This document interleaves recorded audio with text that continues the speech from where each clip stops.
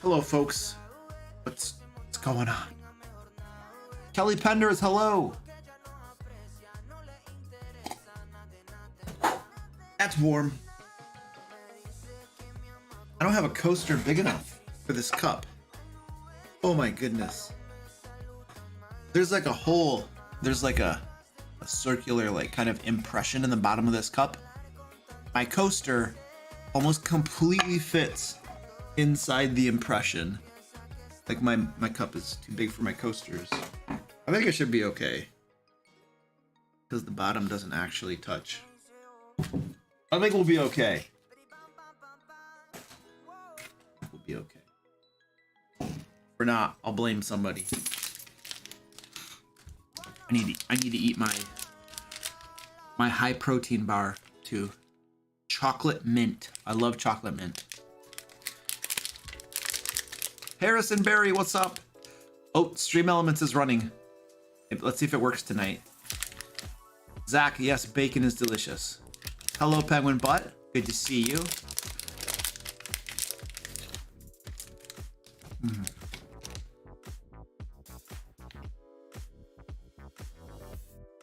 Blame Penguin Butt if it doesn't work.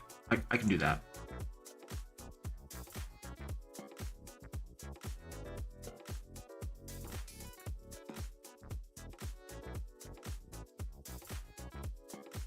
Jacob, what's up? Clay the Dragon, hello.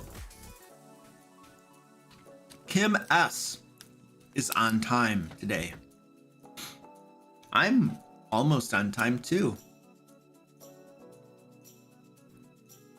How wide is my mug? I don't know. It has like about a 5-inch diameter, it looks like, roughly.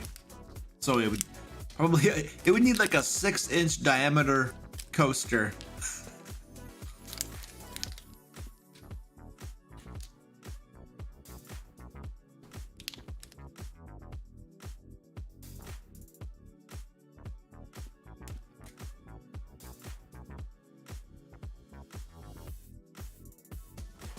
Oh, a barbarian's guide to using bacon in your D&D games? Oh, that would be interesting. I mean, a barbarian could give you a guide on almost anything in life. Barbarian's Guide to Boiling Water. I'm sure that would be interesting.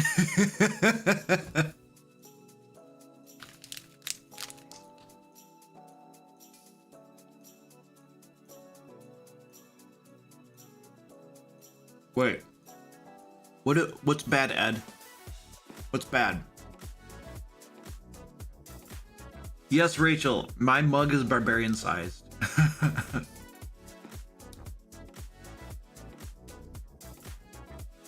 Do you put on face paint every time for barbarian? Yeah. I mean, that's the only way that blue stuff gets on my face. It's not like somehow like, you know, what do they call that? The fancy like digital animations and stuff they put in movies these days. Yeah, I don't have those capabilities. I use paint. James Murphy, what's up, dude? Yeah, I'm totally gonna do that. Barbarian's Guide to Boiling Water. It's gonna be the best thing.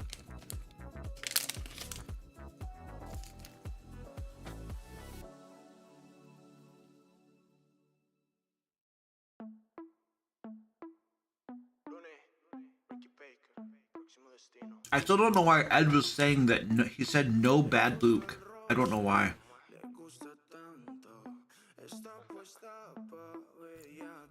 Can I show what's on my shirt? No, I am contractually unable to show you what my shirt says. I've signed certain. It's kind of like an NDA, but with certain provisos and junk like that. Oh, picking on Penguin Butt? No. No. But I gotta pick on someone. All right, I'll pick on. Jeez. What am I gonna pick on if I don't pick? That just ruins my whole day, Ed. See, even Zach thinks that picking on penguin butt is fun. All right, I'll show you my shirt. Hold on. Where's my camera? There we go. This is what it says. Right there. But we're not starting. That was just a fake. It's like, whoa. I'm almost done my high protein bar. It literally, it says the name is high protein bar.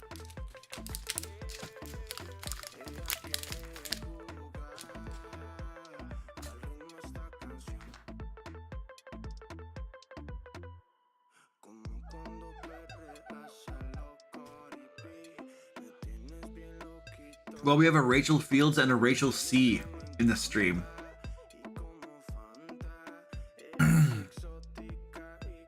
Bottler Thrower, thank you for the $5 donation to American Humane Society, dude. Appreciate that, man.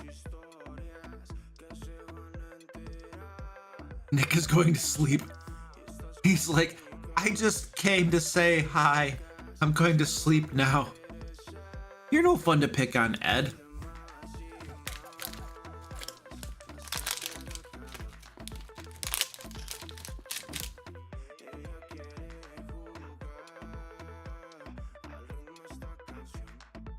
This is my last bite, and then I'm ready to go.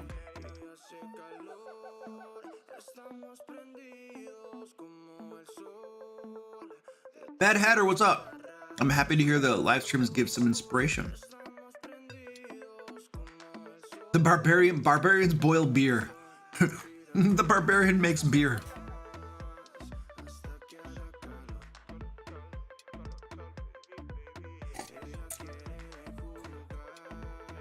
The Barbarian boils water. You know what that would be?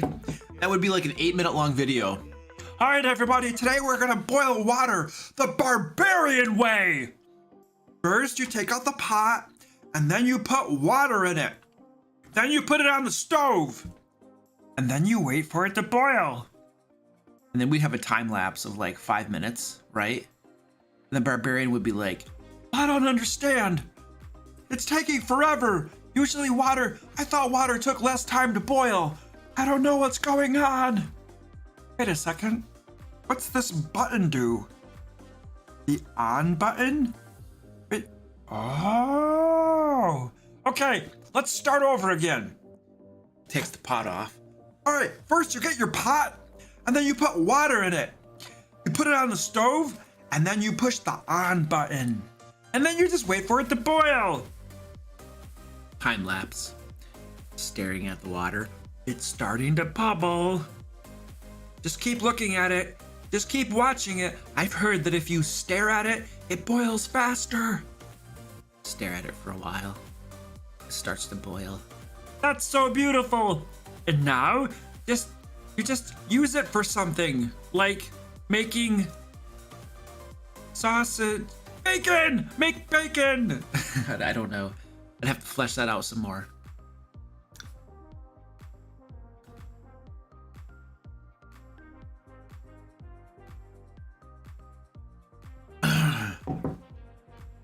All right, let's do this. Let's get going. We got work to do tonight.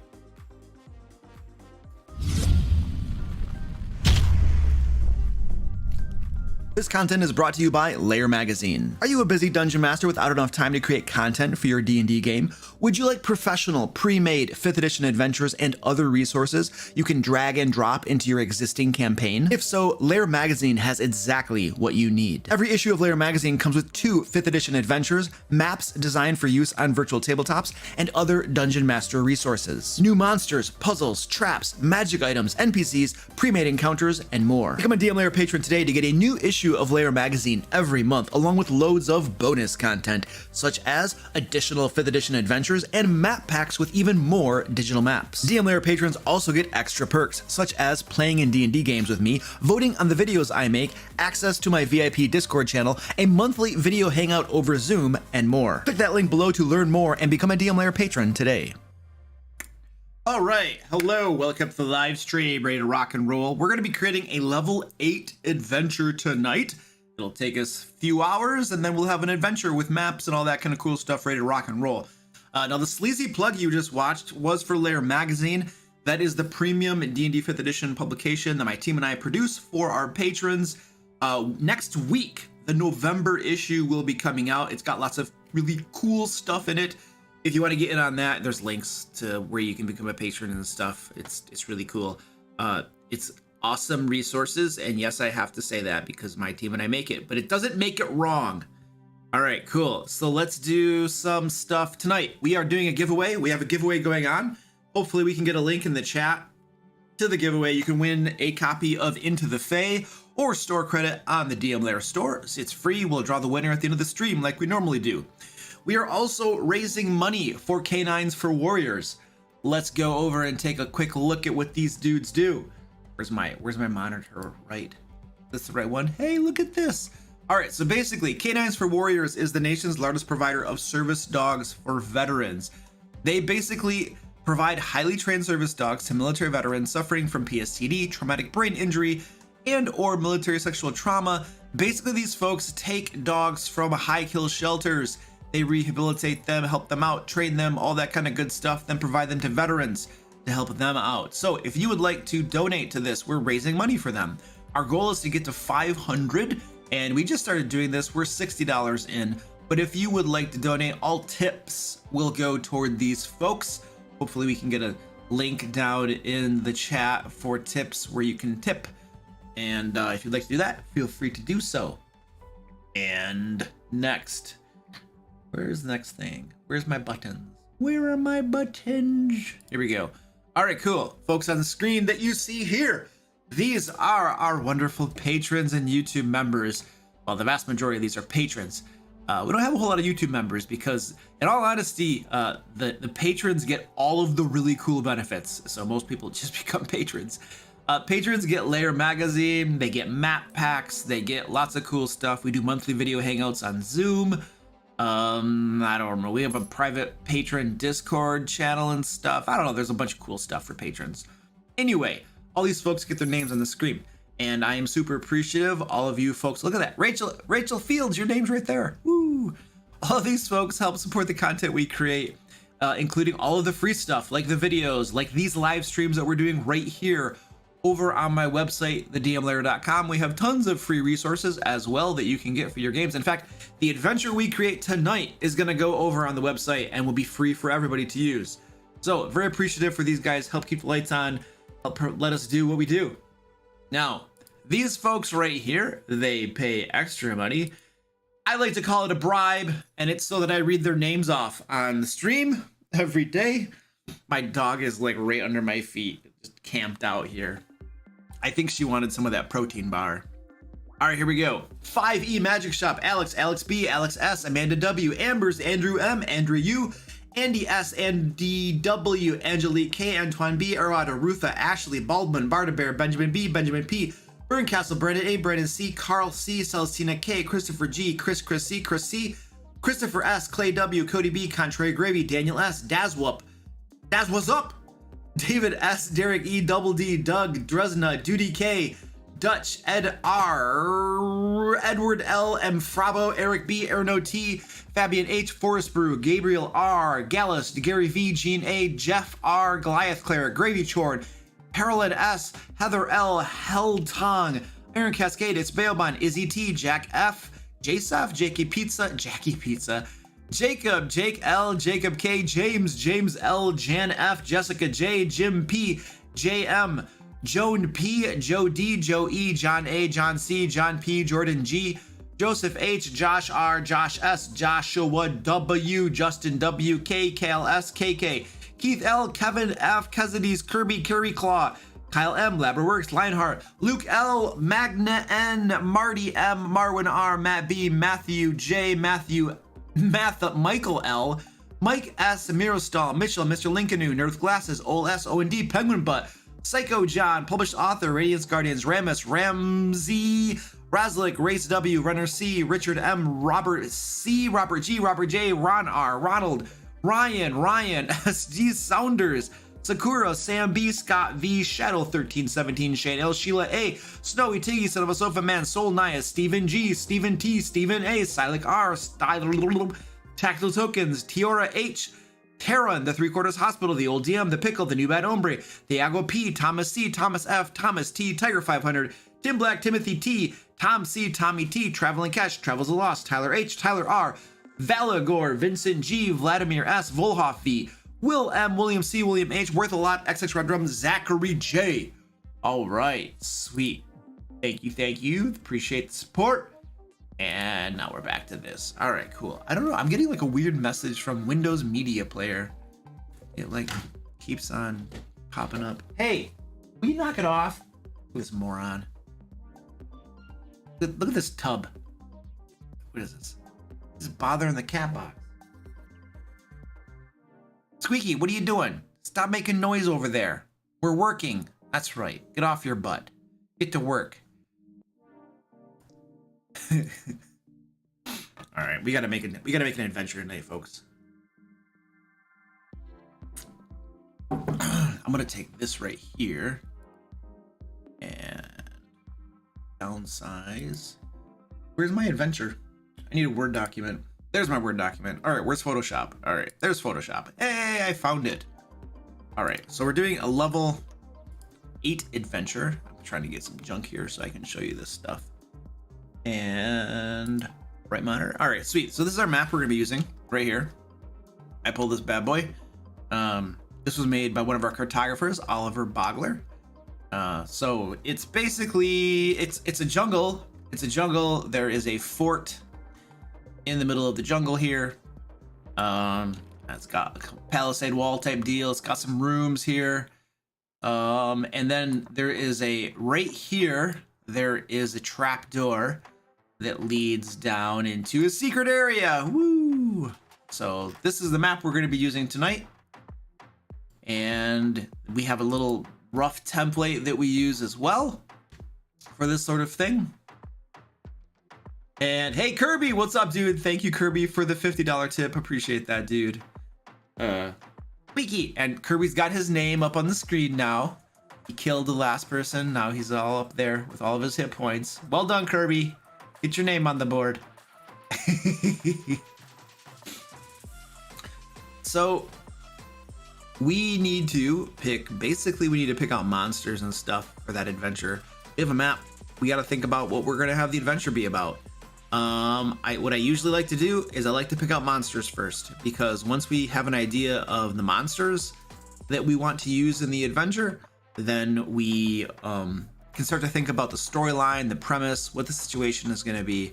But I like to look at monsters first. It's just my process. I like to look at monsters. So to help guide us while we are looking for monsters, we are going to go over to this little site here that helps me calculate roughly what CR monsters we're going to be looking for. So we're going to assume we're going to make this for 4 to 6 players, which means we're going to average it out for 5. They're going to be level 8, so we're going to calculate that. And this is just going to tell us the thresholds for the different easy or hard challenge ratings or whatever. And your average encounter, you don't want to have 1 monster, 2 monsters. You generally want to have about 4 or 5 or 6 monsters in an encounter, so that you roughly have as many monsters as there are characters. It's just a general rule of thumb. You don't always do that way, obviously, but that helps us to determine the CR of the monsters. For instance, if I pick CR 12 monster, and let's say we're gonna have 4 of them, it's crazy deadly. You can't do that. And so we're just gonna kind of tweak our CRs. If we have 4 CR 8s, it's still too deadly. So let's go down to 6, and it's still a deadly encounter. Let's go down to 4. Hey, now it is a hard encounter. Now we have a hard encounter. So if we have a CR 3, that's a medium. All right, we're sitting around CR 3 to probably 5, because if you had 2 level 5s, then you have a medium. So I think we're probably targeting CR 3 to 5 is roughly what we're looking for. We could go a little bit lower than that. If we have anything higher than that, that's probably going to be our boss. But we're looking for CR 3 to 5. Now we can use stuff obviously from SRD, and we can also use stuff from Kobold Press. So Tome of Beasts 2, and Creature Codex. All of those are fair game. So basically what we usually do now is you all make suggestions of monsters you think we should use. For instance, we just showed you that jungle map. So if you have ideas for cool monsters or something that might work for a jungle like this, throw them in chat, and then we're gonna figure out what monsters we're gonna be using. And while you guys are doing that, I'm gonna go get the Kobold Press stuff opened up too, because we might need that.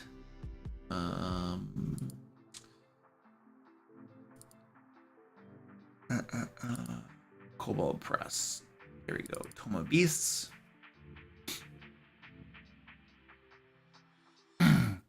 And we'll get Tome of Beasts 2. And we will get Creature Codex. There we go. All right. Paizo, does Paizo? No. Kobold Press makes these.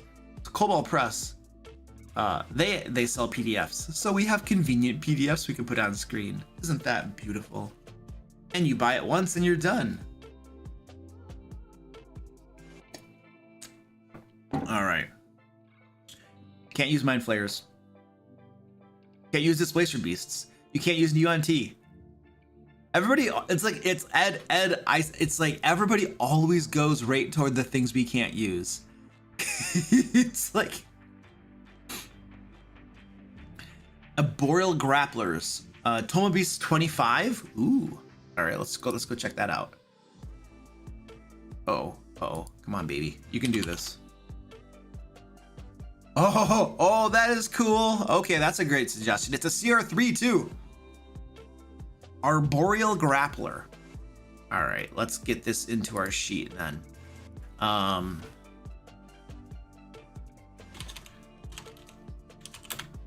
Is that how you spell that? Oh no, it's the spelling stuff. It's like Arboreal. I got it right. Grappler. Tome of, it's a CR3, Tome of Beasts 25. All right, sweet. Is there a, by the way,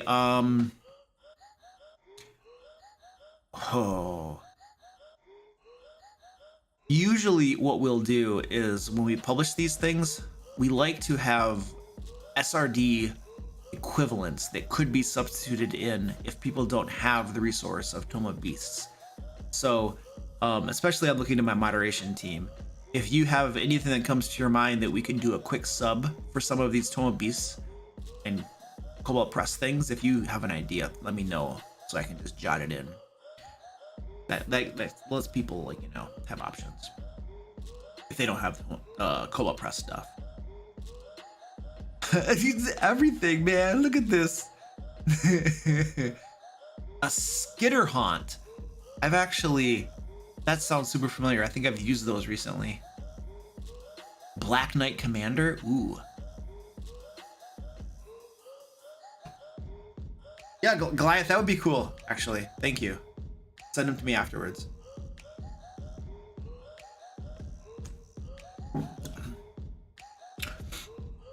What was it? A Skitter Haunt. Where was that again? 352? Let's go take a look at that. That guy's cool. What do they do? They're like, they probably have a climbing speed. Yeah, so they're in the trees and stuff. And they're neutral evil. Okay, so they're bad dudes. Okay, that's cool. 352 was the Skitter Haunt. What was that thing? Oh yeah, I did use. Did I? I haven't used these yet. I'm planning on using these. It's an ooze that lives inside this shell of like a beetle or other vermin. Can't really see it too well because my bottom of the screen cuts it off, but pretty interesting. We could use one of these. What's the CR? CR4? It's Tome of Beasts 352. That's a possibility.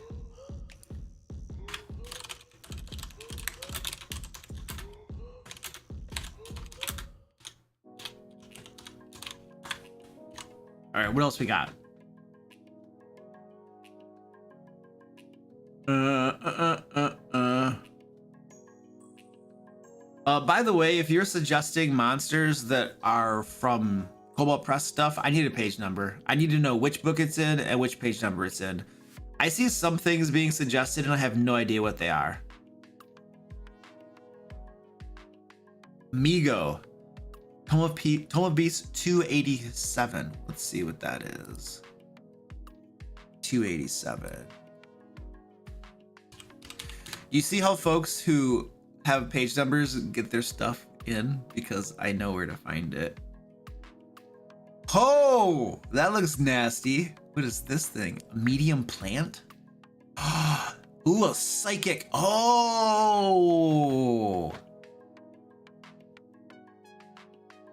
World colonizers. The Migo are devoted followers of something I can't pronounce. The goddess of fecundity and growth, and take their evangelical mission extremely seriously. They colonize entire worlds in Shub-Nigurath's name, and they plant and harvest entire species according to her will. Oh, this is a CR5. This could be our boss. We could say that this creature is taking over, is trying to establish a colony, and this little fort in the jungle is where they're beginning, and they've taken over some people there and are controlling them psychically. Yeah, that's cool.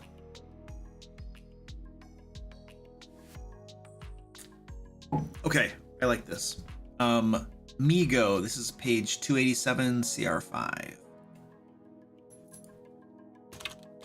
Migo. CR5, Home of Beasts. Oh my word, I forgot already.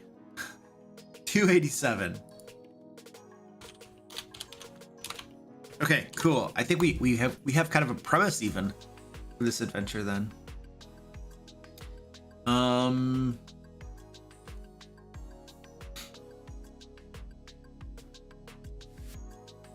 So the map that we're using is this guy right here. This is our map. We have a jungle map, basically, with a fort in the middle with a palisade wall, some buildings, and then there's a secret area underneath the fort. So this is the map we're working with today. Shambling mound. Yeah, that would be appropriate for a jungle. A shambling mound's like a CR5 though. That's pretty high. It's possible. I'm pretty sure shambling mound's CR5. And I could be wrong, but CR5 sounds about right. Goodbye. Tools. Come on, baby. You can do this.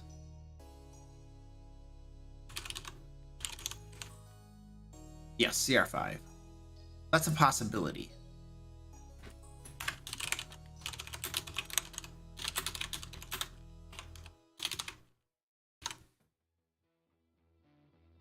Ooh, void cultists. Those are cool. If we only use things from Cobalt Press, it'll make it much easier to get good substitutions later. Yeah, that's true, because the Shambling Mound, for instance, could be a substitution for the Migo. Yeah, okay, let's just use Cobalt Press stuff tonight. That sounds like a plan. Now the void, where are the void things? Creature Codex 408. Yes, I've used those before, and they are very cool. Where are they? Come on. We have so these right here, the Void Cultist, the Void Speaker, Void Racked Mage, and that's it. Those could be, the Void Racked Mage is a CR8. That's not going to work very well. The Void Speaker is a CR7, so we're not going to use that. That's too high as well. I mean, technically you could have one of these with like a couple Void Cultists. That could actually technically work. All right, let's get the Void Cultist down for sure. It's 407 and 1/2. Void Cultist 407 and oops. CR 1/2. All right, and the Void Speaker could work, but yeah,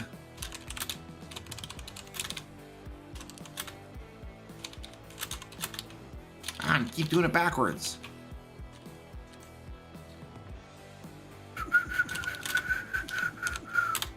All right. Yeah, correct. It fits the Migo, yes. Carnivorous Sod. Home Beast to page 57. We can't use Displacer Beast. We can't use it.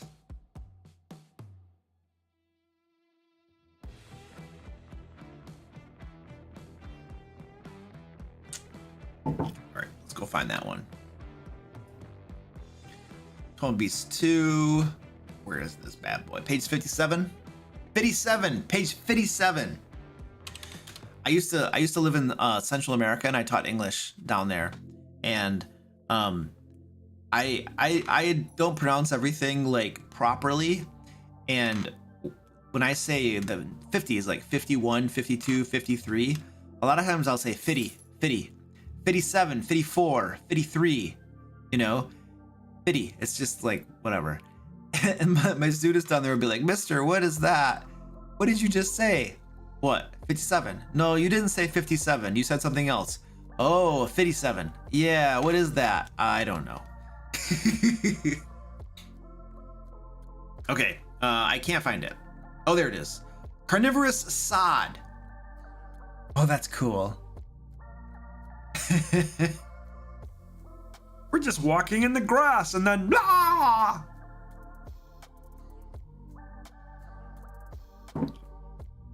So this is going to be 57. Carnivorous Sod, 57-1.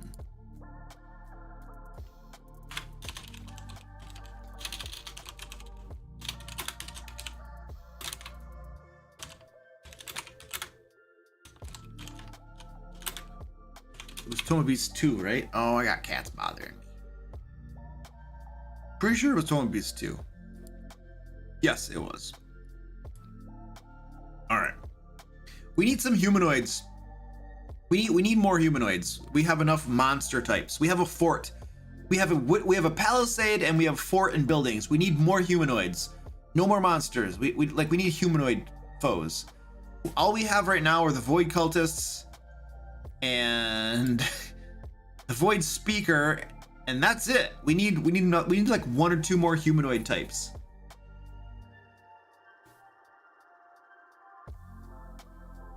We are doing a giveaway too, folks. There's a link that just showed up in chat if you want to enter the giveaway. Go jump on that. We'll draw the winner at the end of the stream. Zoe. My dog is bothering me. She's under my feet.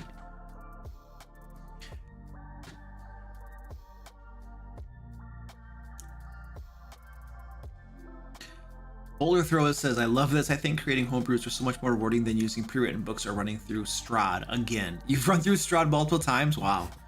Yeah, most of the games I run are homebrew. I do enjoy doing some module stuff from time to time, though. I think it's the balance. You know, when like half of your games are homebrew and then maybe one, maybe two of them are module, it's a good balance. For me, at least. Tolkien creature. Okay, Trollkin, creature codex 357. All right, let's check that out. Creature codex 357. Woo, those look cool. I like those. CR4 and a CR2. Okay, perfect. Oh, we have a shaman and we have a grunt. I like these. I have not read these before though.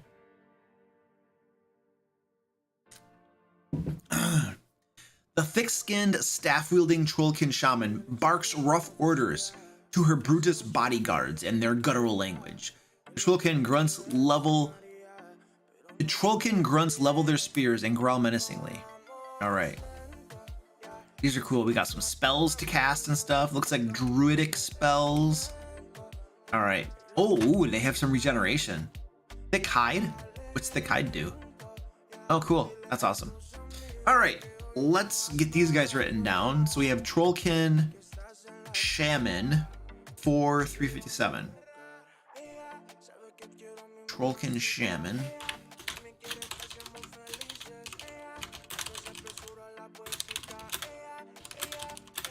$357. going on? Creature Codex 357. Yep. What's the grunt? The grunt is a CR2. Let's get that guy.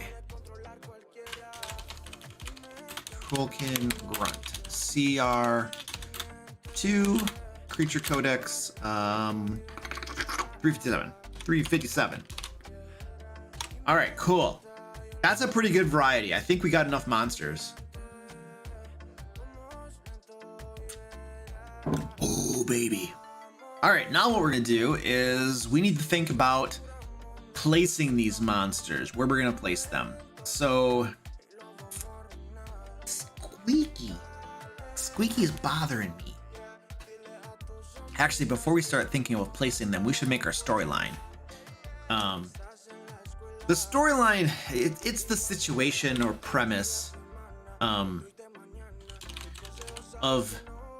the adventure. We're not telling a story. We are setting up a situation. We are setting up a premise. This is like the background that gives the dungeon master information about what's going on here. All right. We just need a fancy word so people don't think we're telling a story. Collectively, the entire group will end up with a story as they play the game, but we're not creating the story now. We are creating a situation or a premise.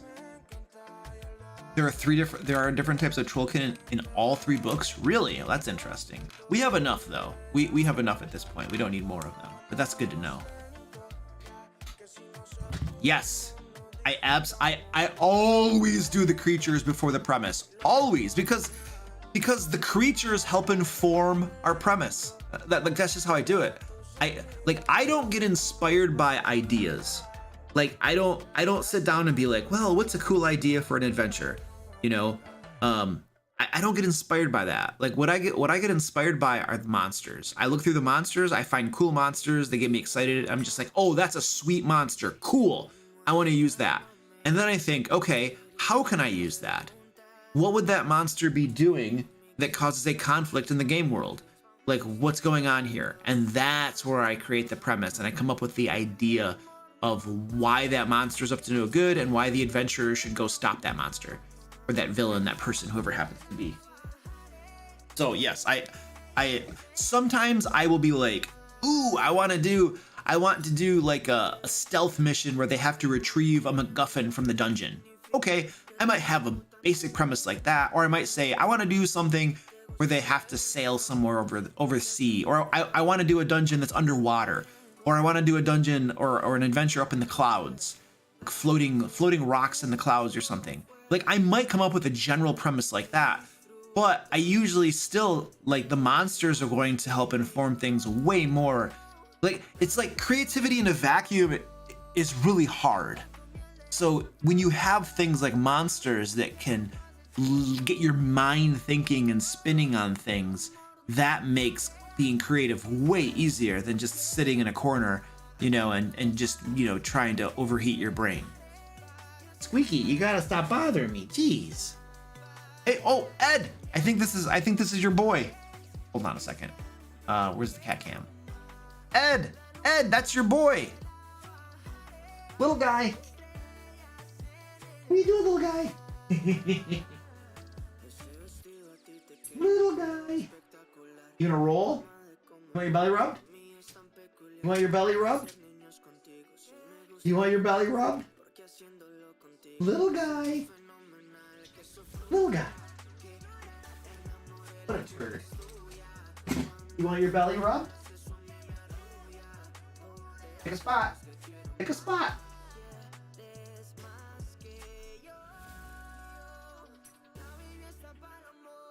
You're such a turd.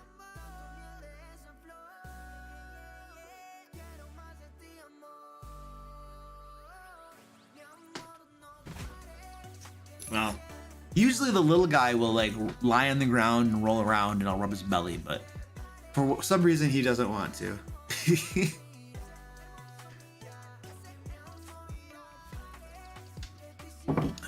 Okay, what was I gonna do? Where were we? What were we doing, folks?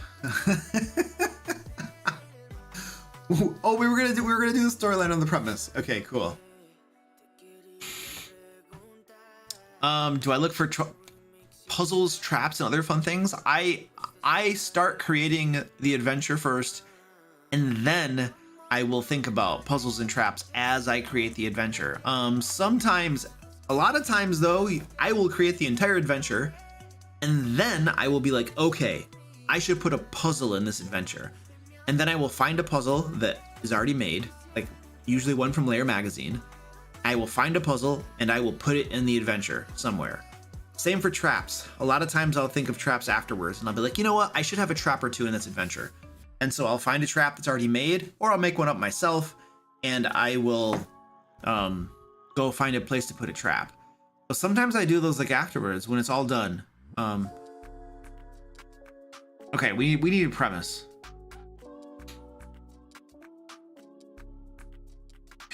Ooh, archaeologists were out in the jungle to study ruins. The garrison was supposed to be base camp, provide support, protection.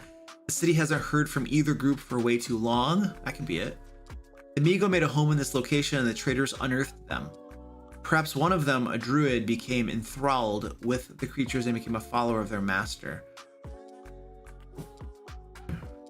Do I use popular fantasy books for inspiration? For NPCs? No, not usually. This is just a Word document for the adventure.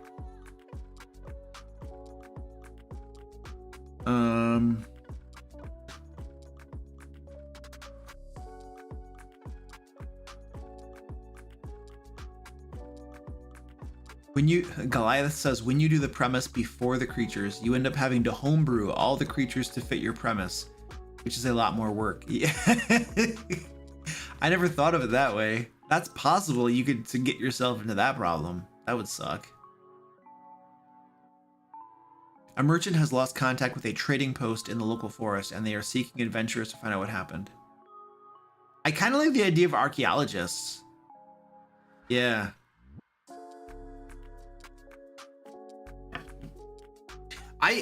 I once wrote out an adventure by hand with pencil and paper, and it takes forever to write, and my hand was hurt. And then after it, I was like, Luke, you know how to type and you have a computer. Why didn't you type this? It's faster. And it's saved forever and you can print it and you never have to worry about losing it. And nowadays it goes on the cloud in Dropbox and you will never, it'll be there perpetually. You never have to worry about your hard drive crashing or anything. So yeah, I would never consider that now. Just, yeah, your notebook gets water damage and you're like, everything's gone. It's like, ooh, that terrifies me. Okay, we should write this out. We need to know the name of the archaeologists, like the band of archaeologists. They, as a group, they need a name. Could somebody give me a name? Squeaky, I'm not gonna pet you all the time. You're a pain in the butt. You're a pain in the butt. Jeez. He's bothering me. I need to write this. Okay.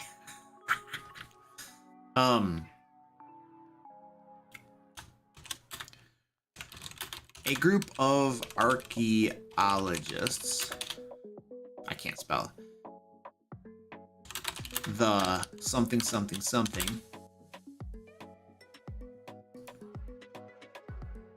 This cat's bothering the crap out of me. He keeps pawing at me. Squeaky, no. Please. Got all the cats bothering me. A group of archaeologists accompanied by a squad of soldiers. A squad of guards set up a base camp in the jungle. I need a name for the jungle too. In the jungle.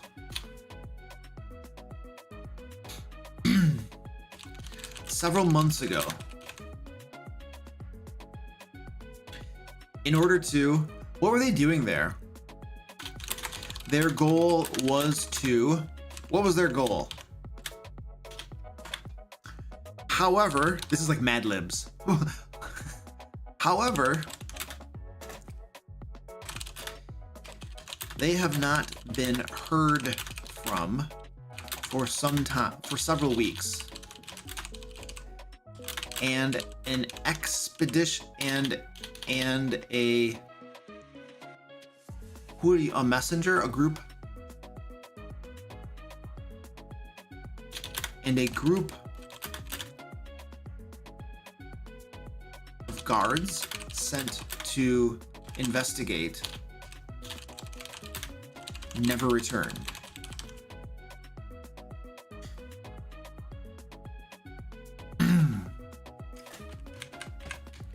All right, we need to know the names. The Delvers of the Abyss, Seekers of Alcazar, the Void Seekers, Explorers of the Lost Property.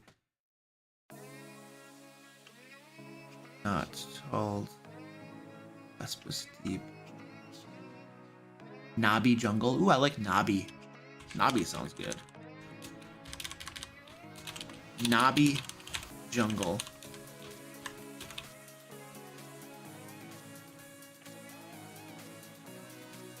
A group of archaeologists commissioned by the Delvers of the Abyss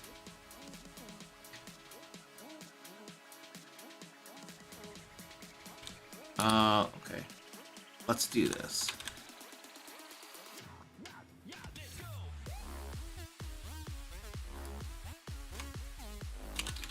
Several months ago, the Delvers of the Abyss, a renowned group of archaeologists, sent a group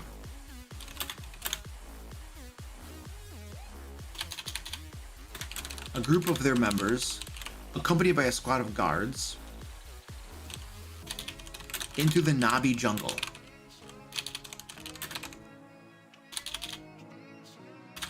With the goal of... What was their goal again?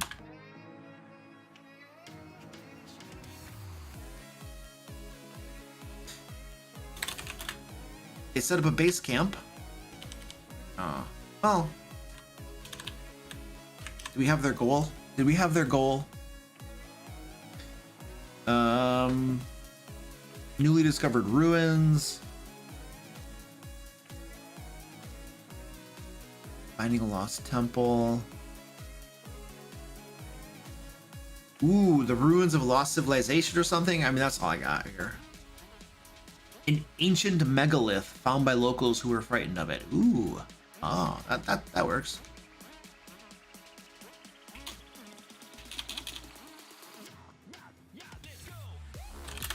With the goal of investigating an ancient megalith recently found by natives in the area.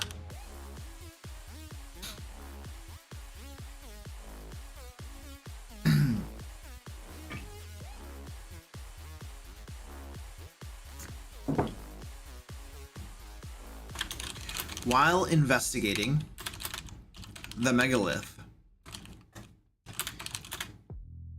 they unintentionally wakened an ancient, powerful psychic being.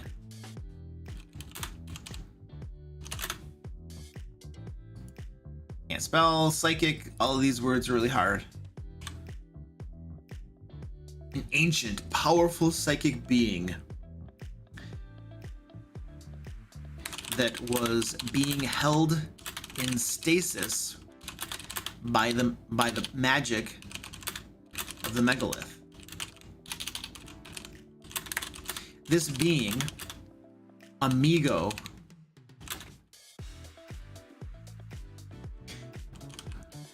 had plagued this area centuries ago, but was defeated and trapped by stalwart adventurers. Awakened again,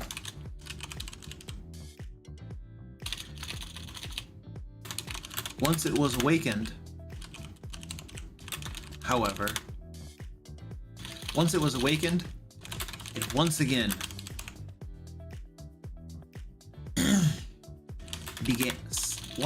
set out to accomplish its original goal, original mission. What do these Migos do again? They cultivate. What do they do? They colonize. They mentally dominating. Yes. Colonizing the world through mental domination.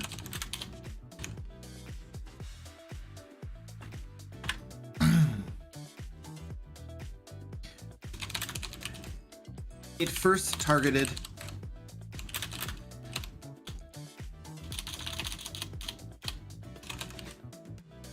its first step was to take over the archaeologists and guards, and now it plans to slowly extend its influence, making them its thralls. All right.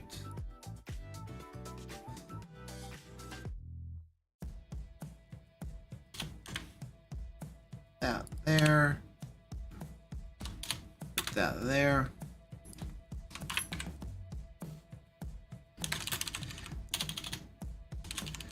The Delvers of the Abyss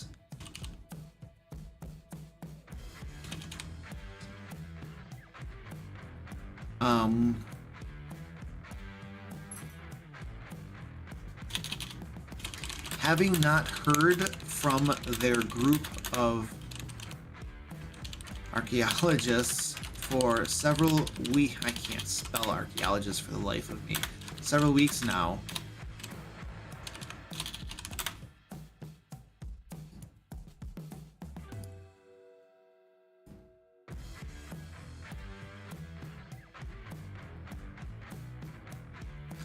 Having not heard from their group of archaeologists for several weeks now, and with all communications,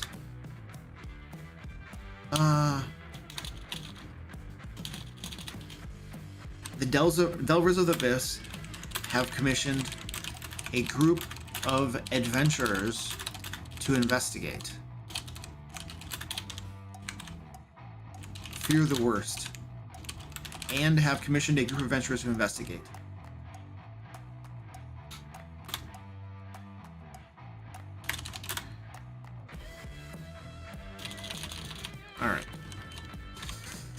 All right, that's good enough for the storyline and the premise. This is a level 8 adventure, level 8. Okay, the locations. Well, we just have the Knobby Jungle is one of our locations. That's actually our only location we really have here. Oh, we need a name of this right here. This base camp. Oh, it could just be. Oh, it could be the Delvers of the Abyss base camp. That's pretty simple. I don't think they would have like a special name for it.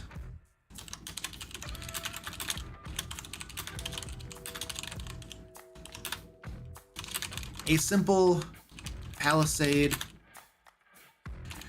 fortification, and buildings that the archaeologists use set up in the Knobby Jungle, from which to conduct their investigation of the megalith.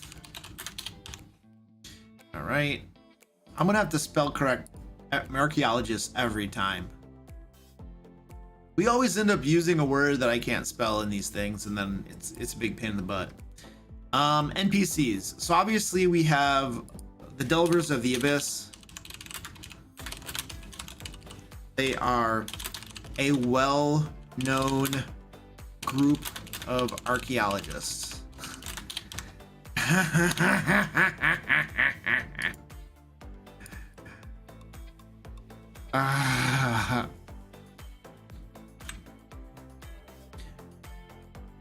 I think we need a name for the Migo, and maybe the lead archaeologist.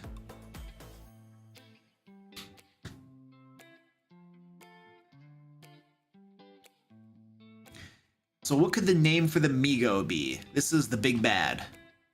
The guy who's psychically controlling the archaeologists.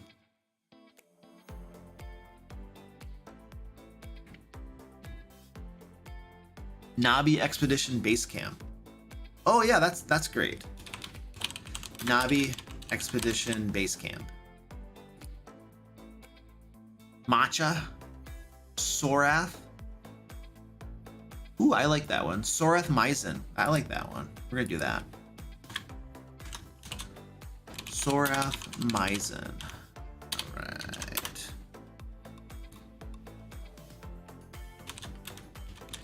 Amigo. Sent to colonize this world.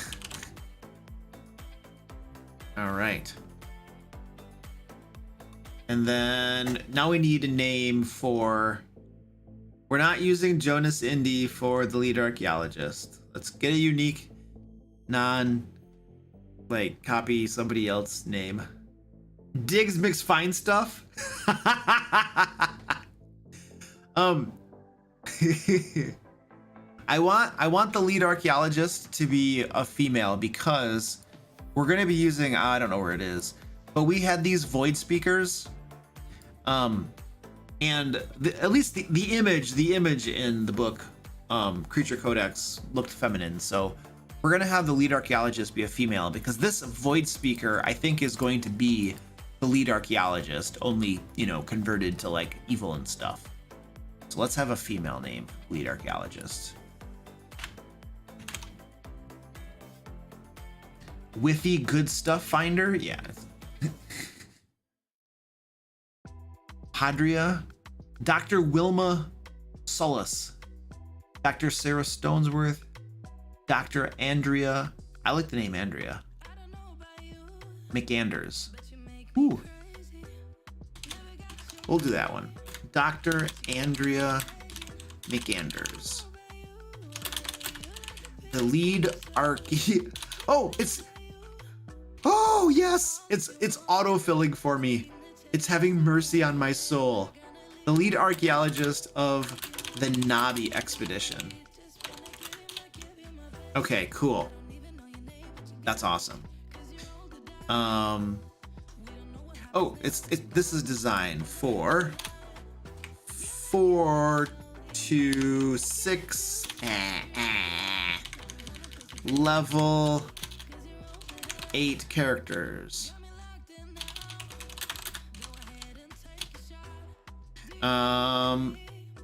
We're gonna have to make treasure rolls as well, and we'll do random encounters. We do that. I do that at the end of the adventure creation. I don't do that right now. Okay, cool. Beautiful. Okay, we got the premise. We have the names of the monsters and stuff. Our next step is we're gonna make a little inciting event. This is like the plot hook, basically. We should just call it a plot hook. Try to get all fancy. Plot hook. That'll do it. And then really our next step is going to be to go to our... Where's the map? Where's Photoshop? There it is. Our next step is going to be to basically start creating the different areas of our map and setting up our encounters and other interesting little bits that the adventurers are going to find when they're going through the adventure. So that's the next step, basically. We got the forward stuff all kind of set up for us. All right. Is the adventure going to be for sale at some point? No. This adventure is going to be for free on the website, my website, thedmlair.com. We have tons of free DnD 5th edition resources on the dmlair.com. And this is going to be another one that's over there for free for people to use in their games. So the answer to your question is no, but you can get it for free, so it's all good. All right. What was I gonna do? Oh yes, ladies and gentlemen. Quick reminder: we are doing a giveaway tonight. There is a link in the chat, hopefully, where you can get in on the giveaway. We're also trying to raise money for Canines for Warriors. Canines for Warriors basically provide service dogs to military veterans, people suffering from PTSD, trauma, just need help, etc., etc. Canines for Warriors goes to high kill shelters and basically rescues dogs that were probably going to be euthanized, and then they train them to be service animals for veterans. So if you would like to donate to Canines for Warriors, all tips will go to them. There's probably a link in the chat. Hopefully we can get that working if you would like to tip to them. And right here, when you tip, you will do damage to Kirby, who is currently our champion up at the top of the screen. And $50 will kill him and get your name up on the screen. So if you'd like to get Kirby off from there and get your name up there, $50 will do the trick. Otherwise, just donate whatever you want and it's all good. Thank you, Eric Brickford. You can also donate to the American Humane Society, which Eric just did as well, which is a different fundraiser that I'm running. Thanks, dude. And then what else was I gonna say? Oh, we're gonna give my cats some kitty treats because they are all swarming me right now. Before I do that, the last thing that I'm going to say is that for people who are already patrons, remember that next week Lair magazine is going to be dropping. So these aren't like images from the Lair magazine that's coming out, but our 5th edition, this is, if you don't know what Lair magazine is, this is the product that we produce for 5th edition for our patrons and stuff. It has a bunch of different content in it, adventures, map packs, bunch of cool stuff you can use in your games. Anyway, this is releasing next week on Thursday, so look forward to that. And if you're not a patron and you want to get in on the action and get some of these cool resources you can use in your games, then you can become a patron at the link below as well. So there we go. I had to get a sleazy plug in there. I got to do it. All right, we're giving my cats treats now, so let's get some treats going. You can see the cats. Oh, who's that? That's mommy. All right, well, let's get some snacks here. Snacks. Squirty, move. Tea. Alright. We gotta go to the other camera, too. Oh, orange. Squirty Pie was right in the middle of the drawer that holds the snacks, and she didn't want to move. Alright, calm down. Holy crap. Yes. Yes.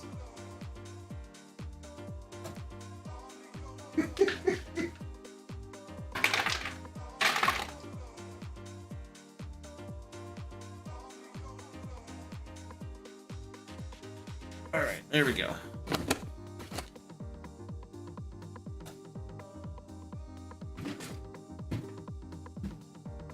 I'll be back.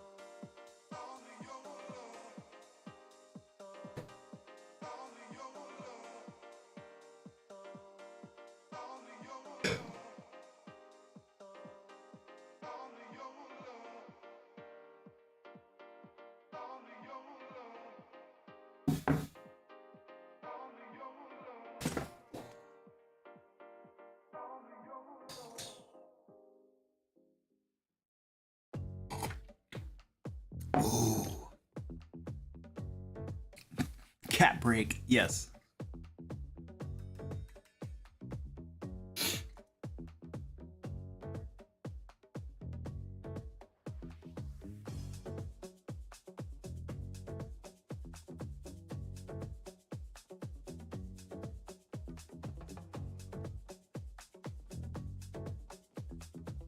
Figaro's like, what's going on?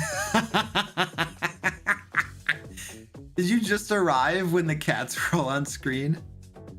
You're like, this is crazy. Captain Curve, thank you so much for donating $50 to the American Humane Society. Do appreciate that, dude. That's awesome. Who's in the box? Oh, that looks like orange. Little guy, what are you doing over there? You're so tiny. Eat some food.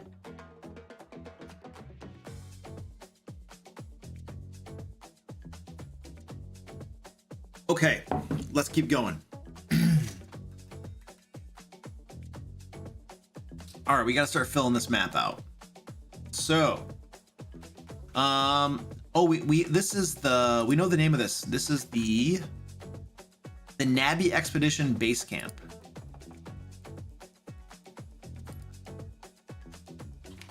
Nabby Expedition Base Camp.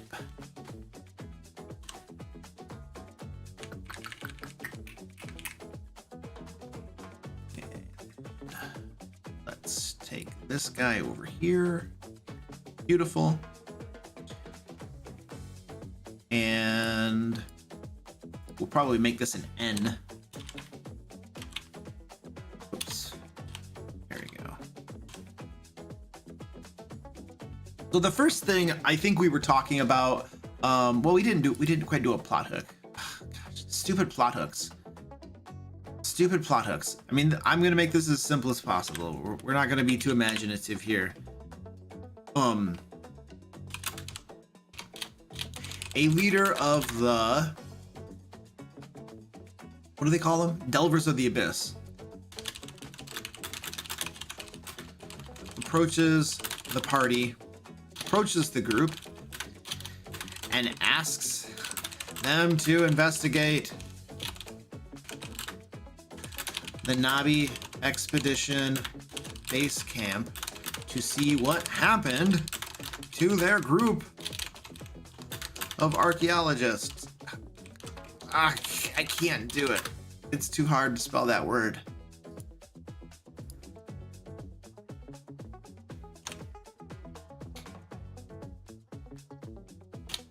It's a great plot hook. What should be the reward? You know what? We have to do a reward.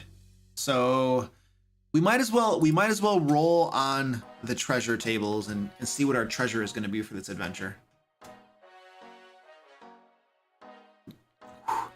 All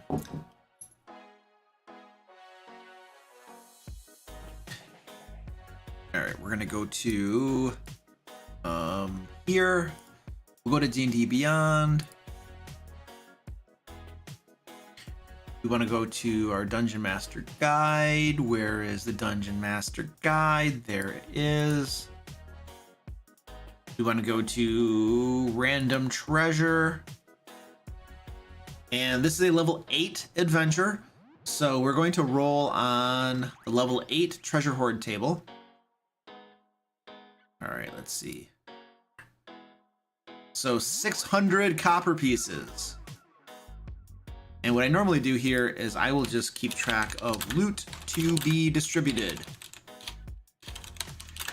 I usually what I do is I roll on the treasure tables, or I otherwise determine all of the loot that's going to be in the adventure. And I'll just make a note of all of the loot at the very bottom here. And then as we create this, we'll just place loot throughout the adventure, and I'll delete it from here at the bottom. So for right now, we'll put it down here. 600 copper pieces. And 7,000 silver.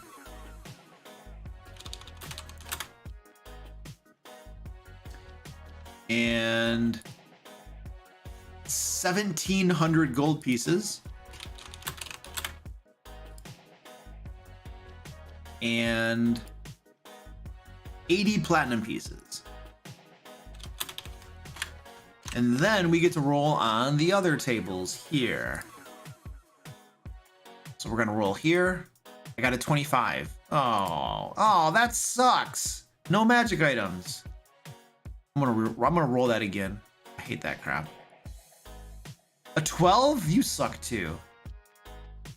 A 78. All right, now I'm excited. A 78.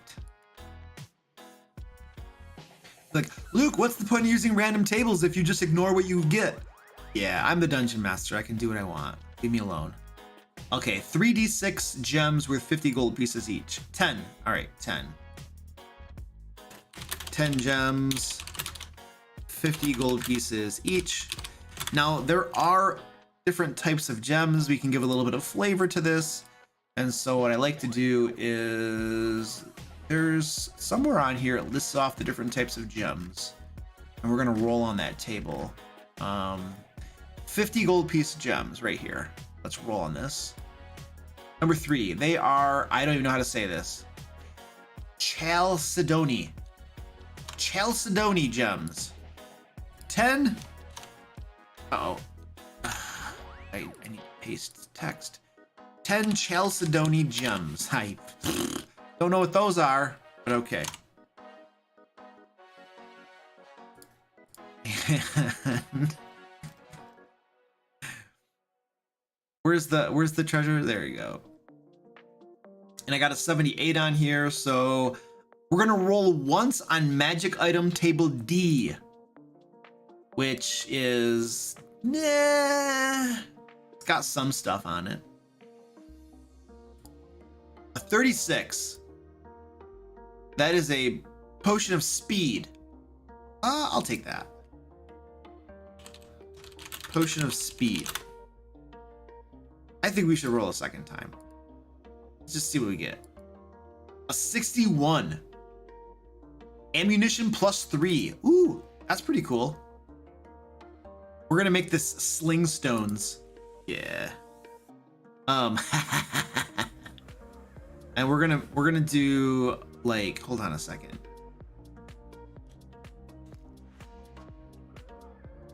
We need like a random dice roller. Okay, let's go to my random dice roller. Do I have a random dice roller? Random dice roller. Roll a die. Is this gonna work? Okay. Let's do 2d6. Go. Got a 5. Okay, perfect. 5 sling bullets +3. There we go. How many of you have characters in your groups that actually use sling bullets?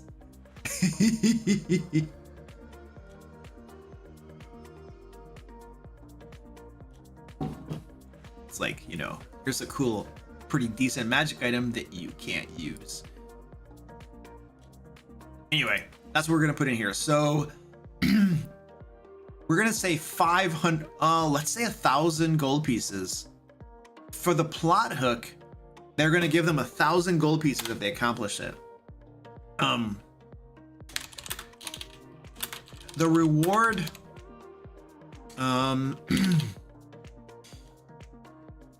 reward they promise is 1,000 gold pieces, contingent on the adventurers discovering the fate of the expedition, rescuing them if possible, and taking care of whatever evil may have befallen them. So a multifaceted goal that they need to accomplish. And now that we placed 1,000 gold pieces in our plot hook, we're going to take that out of our loot that we are tracking at the bottom.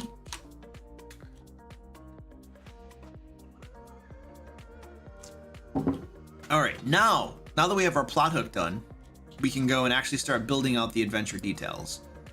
So this is our map. Hey, Squeaky, knock it off! You big tub, get off the box! Get off the box! Get out of there!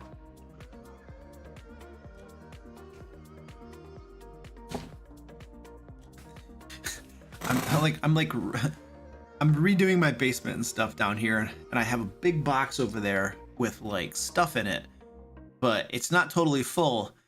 And Squeaky jumped on the box, and because the box isn't full, the lid just started collapsing in, and so he was falling inside the box.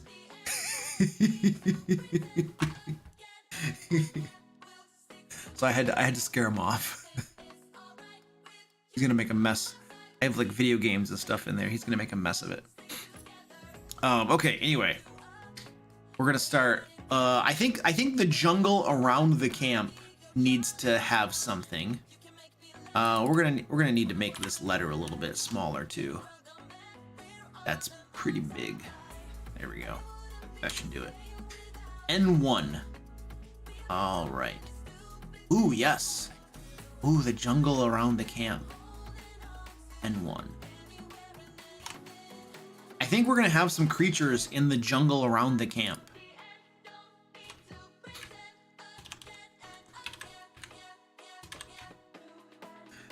Oh, we know what we need to do though. We need to give some basic information about the Navi Expedition base camp.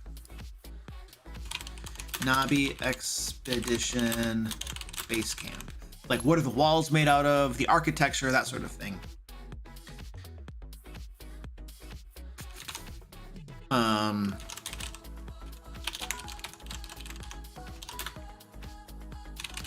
Most of the base camp, the walls and buildings, are made of wood.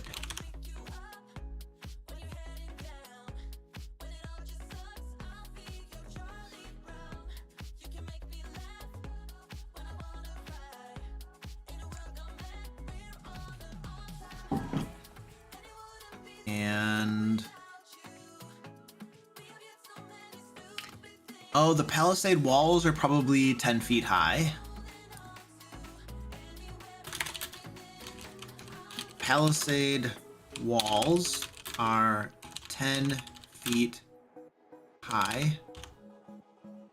What else should we say about this?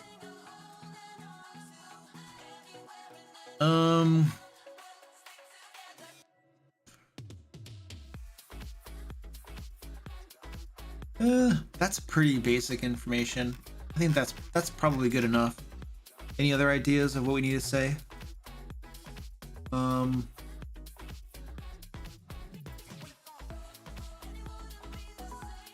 Okay, I think that's probably good enough. We don't have to have a ton of details. Half of this stuff we just make up on the fly as we play the game anyway.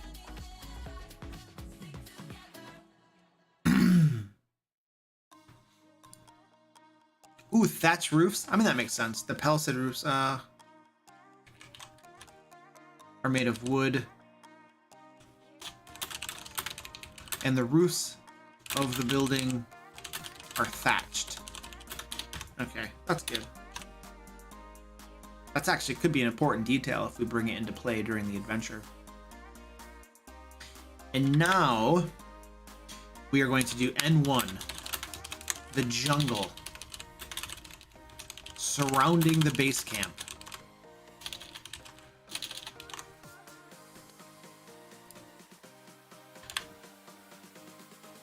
Now we wanted some monsters out here. Correct. Heavy monsters can crash in from above. Exactly. So that might become relevant. Now I think, oh, whoops, that was close. I think we want to use our arboreal grapplers. The arboreal grapplers should be out in the jungle. Whoops.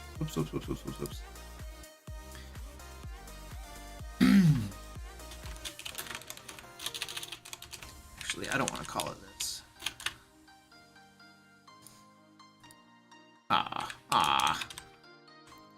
The jungle surrounding the base camp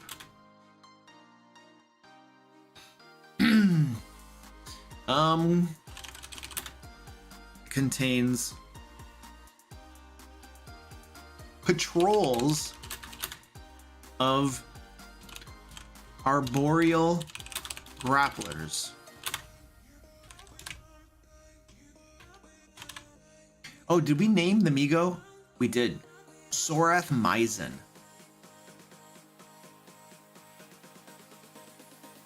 Amigo named Sorath Myzen.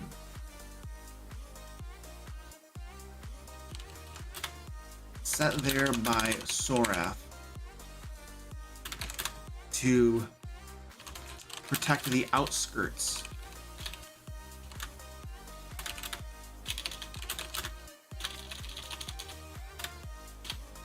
All right.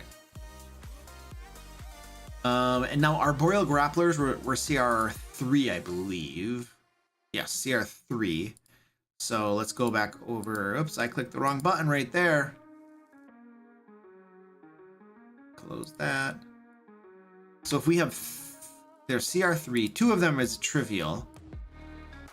5 of them is a hard. We don't need to have them. 4. 4 of them is a medium encounter. That's not too bad. That's 5600 adjusted difficulty rating. So 4 of them.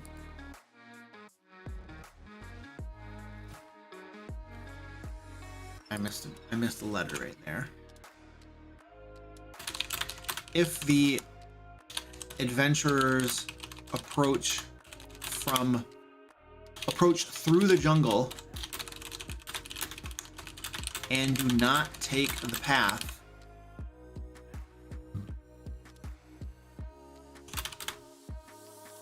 a patrol of, how many did I say again?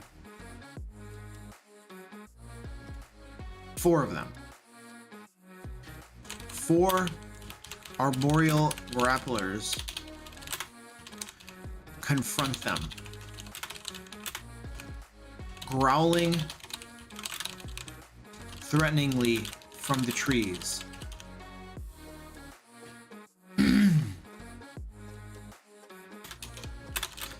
If the party doesn't withdraw, they attack. However, their goal is not to kill, but to capture. As Sorath seeks more spawn, more thralls to use for its cause. There we go.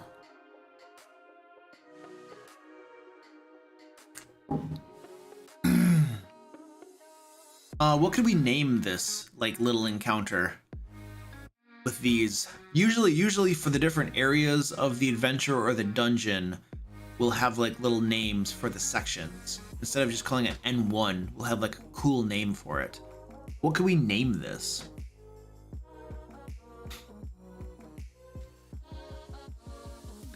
Apes of Wrath? Oh, okay.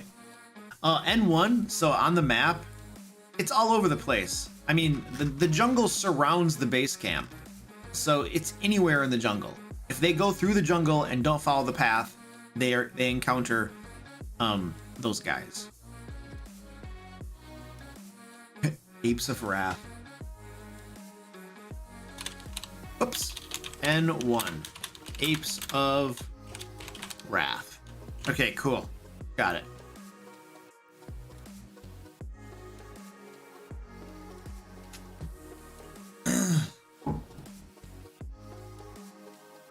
No, Grapes of Wrath. Grapes of Wrath is like a book and probably a movie, if I remember correctly. All right, we need to move on. So we have used these guys, the grapplers. We'll cross those guys out. And we need to man the palisade wall. Well, what if they take the path? Where is this? So if they take the path,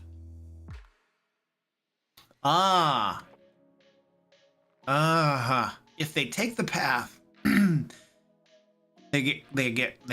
there's less chance for them stealthing up, we'll say.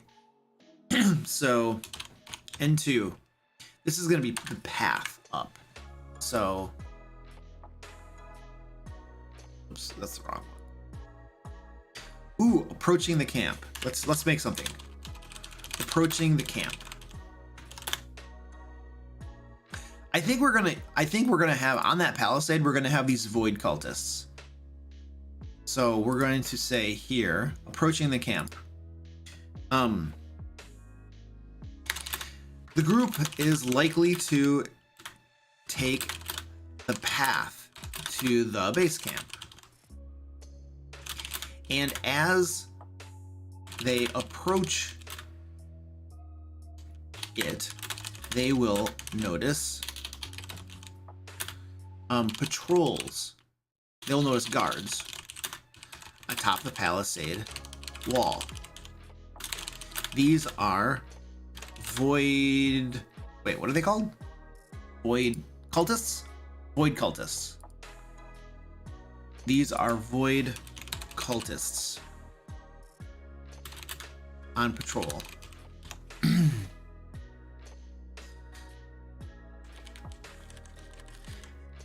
These are guards and archaeologists.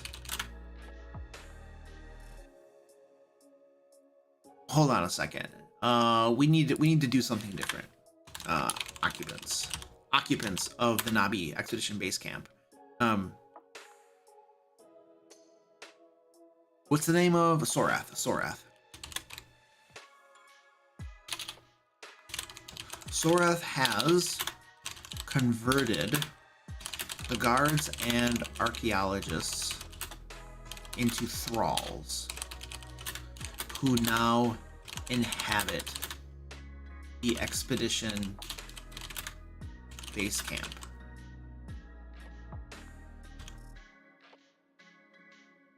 We'll say all humanoids. Yeah. All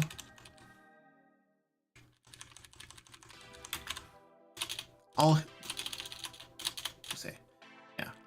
Most of the humanoids found there were once guards or archaeologists. I hate this word. I hate the word archaeologists. Oh, my word. It's so horrible.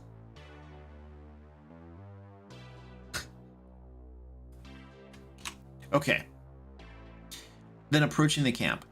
The group is likely to take the path to the base camp, and as they approach it, they will notice guards atop the palisade wall. These are guards and these are void cultists on patrol.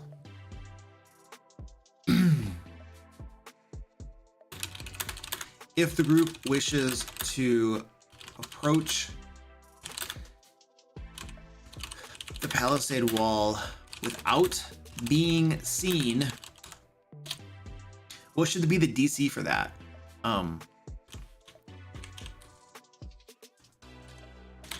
The group would need to succeed on a DC. It should be kind of hard. They're level 8, a DC 20. Yeah. Group stealth check. If they wish to approach the palisade wall without being seen.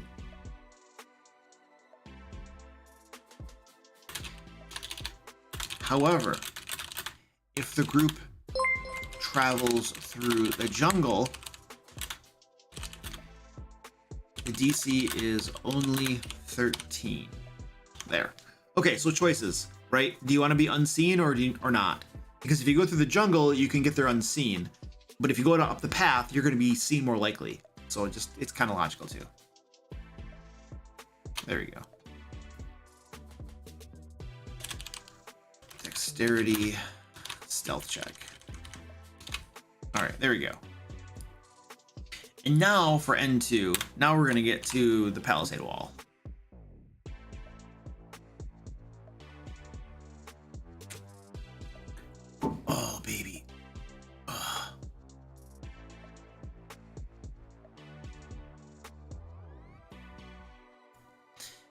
They might not know either that the patrols and the palisade wall are bad guys, you know, so they might not want to be stealthy, but they might. So now the palisade wall, we need to have an encounter. We need to have these void cultists. So we're gonna make an encounter with them. They're CR 1/2. Oh, hold on a second. I was gonna do a thing. Oh, poop. What did I just click? Okay. I thought I did. I thought I screwed something up. These Arboreal Grapplers were 5,600. I want to keep track of the adjusted experience points here so that we can. I'll just do this as comments. And then this is going to help us just make sure that we're not making this too easy or too hard.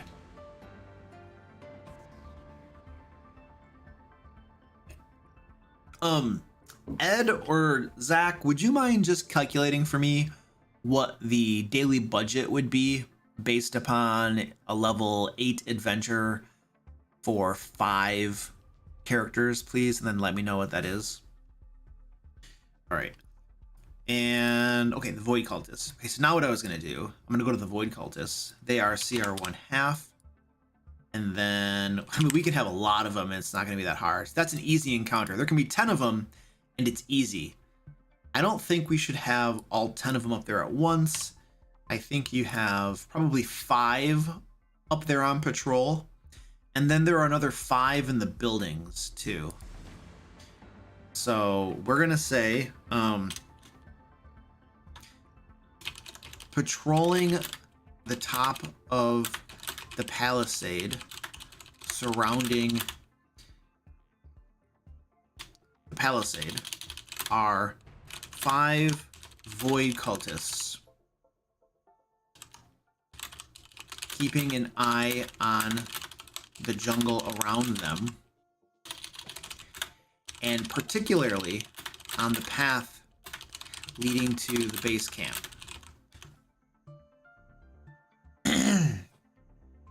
Can't spell that word. How do I spell that word? Confront? Oh, it should be. Okay, cool. There we go. Now, I don't think they have... These void cultists would not have orders to kill. Again, this Migo wants thralls. It's 2430. Okay, let me make a note up here. I'm gonna make a note right here. 30,000? Okay. All right, that's our daily budget.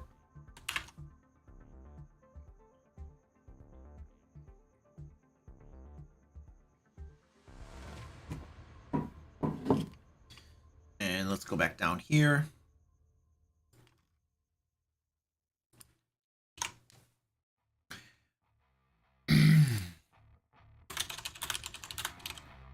They have instructions to lure any humanoids into the base camp where they can be set upon by more thralls of Sorath. Taken captive and later converted.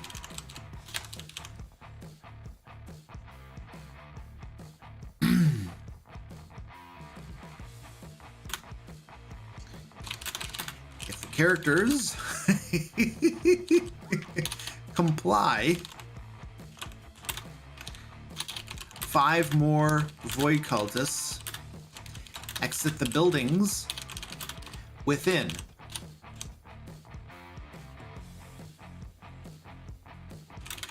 Joining those atop the palisade walls. Once they have surrounded the characters, they demand their surrender or attack. And then we're going to say too that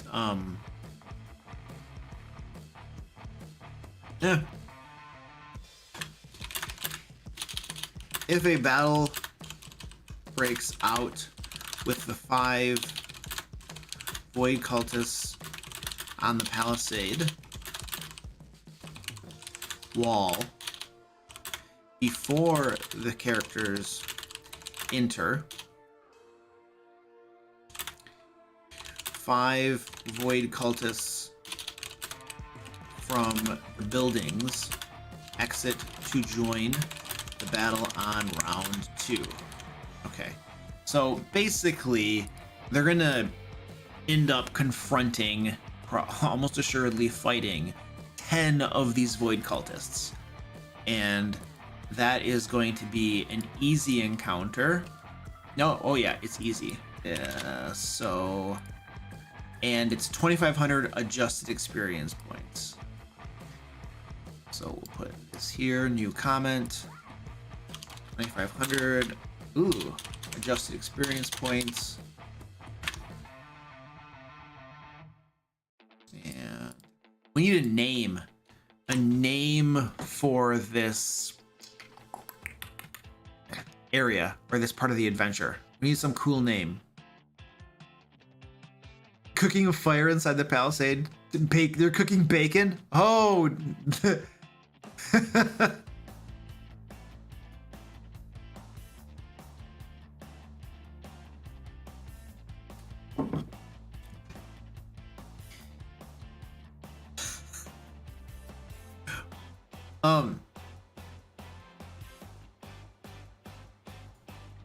Okay, hold on a second.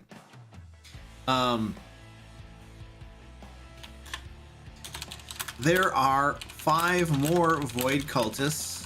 There's a campfire right here sitting around a fire in the center of the base camp. Yeah, there are 5 more void cultists sitting around a fire in the center of the base camp, cooking a meal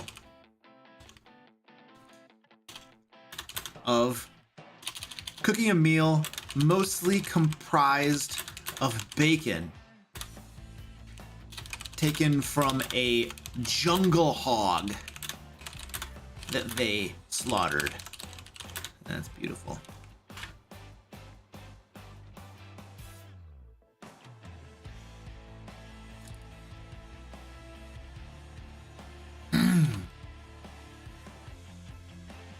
If the characters peacefully enter the base camp, the 5 void cultists from around the fire join those from the wall.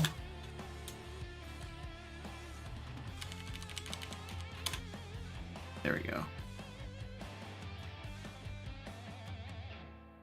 Okay, perfect. Got it. Okay, so a name for this area. We have Eyes of the Dark, Shadow of Time, Edgelord City, Phantom's Wrath, Voices in the Dark, Noid Void, Forest of Void, the Void Patrol,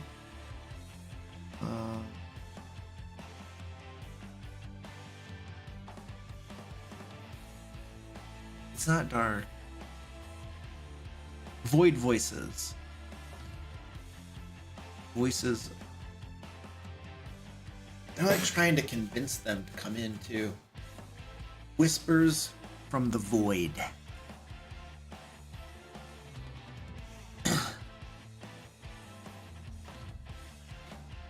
I don't know. I don't have something.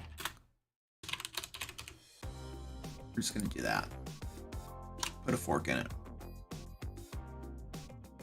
5 void cultists from the building. If a battle breaks out, the 5 void cultists around the fire join the battle in round 2. Okay, cool. And we're gonna do the next one, N3. Now there are a bunch of buildings in here, but oh wait, where's N2? I gotta put N2 up there.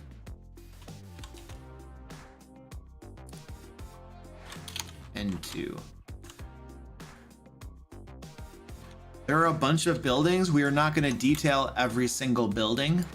Most of these buildings are just barracks, basically where you would sleep and keep your belongings. One of them actually has a trap door right there. So that'll be N3. We're going to make N3 basically apply to all 4 of these southern buildings. And what would you expect to find in the barracks where archaeologists sleep?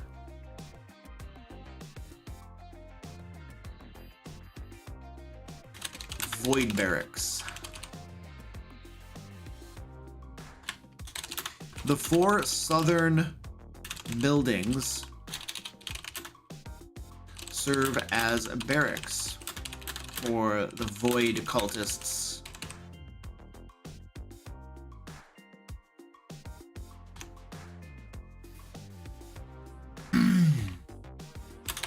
They contain bunk beds and trunks filled with personal belongings. Let's see. Research notes, tools, maps, bags, lanterns, sextants. A sextant? Isn't that used for ship sailing and stuff? Like naval stuff? And other trinkets. Let's say archaeological tools. Archaeological tools. Ah! And other trinkets. There we go. We could put some treasure in there too. Archaeologists aren't like broke. So we could have like, say,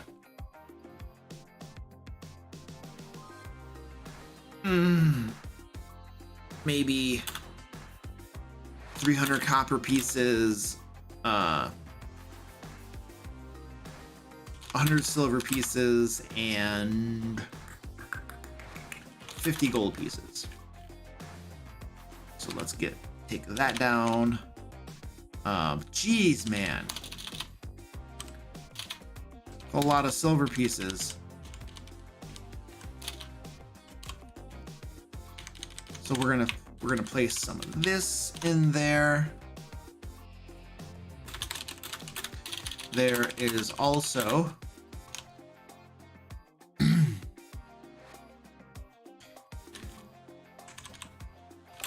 collectively stashed in the trunks.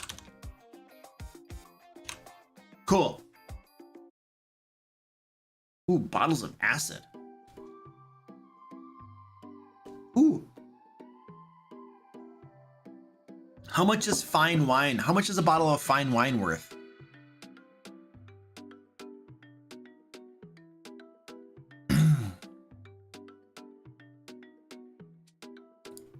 A bottle of fine wine. And I want to know what a vial of acid from the player handbook is worth as well. I need to know the cost. 5 copper pieces for a bottle of wine? What? That seems too cheap. Just get it from the player handbook. Gold pieces! Gold pieces from the player handbook. I'm gonna have to walk over there and get the player handbook myself. Jeez. We're gonna say it's 10 gold pieces. We'll say that there are 3 bottles of fine wine worth 10 gold pieces each, and we'll say 9 vials of acid. Acid is 25 gold pieces. Thank you.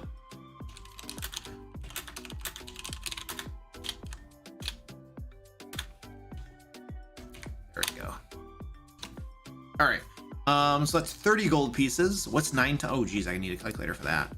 Calculator. 9 times 25 plus 30. 255 gold pieces. So we're gonna take, we will subtract that 255. So 650 minus 255, 395 gold pieces. We'll just call it 400. Left to be distributed. All right, cool. We got some cool stuff in there. I don't know that we need any more void cultists in there. We already have 10 of them. We don't really need to put any more in there. Not everything has to have bad guys in it. So these buildings here could just be empty. The N3. And then let's do N4.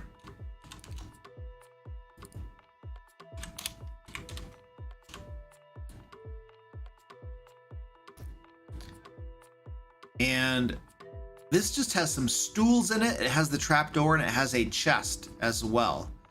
So what would be the purpose of this building? Maybe this is where like the archaeologists would meet to discuss their plans and stuff. It's kind of like a meeting hall or something like that. The trapdoor leads down to a secret area in the adventure. We have this secret stuff down here. That's where that goes.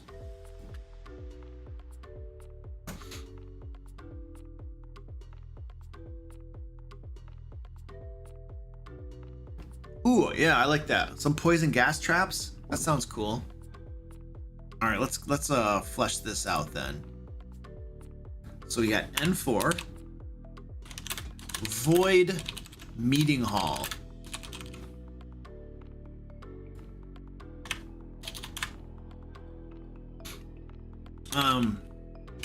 This building once served as a meeting hall for the archaeologists. Archaeologists prior and after expeditions. I have trouble spelling.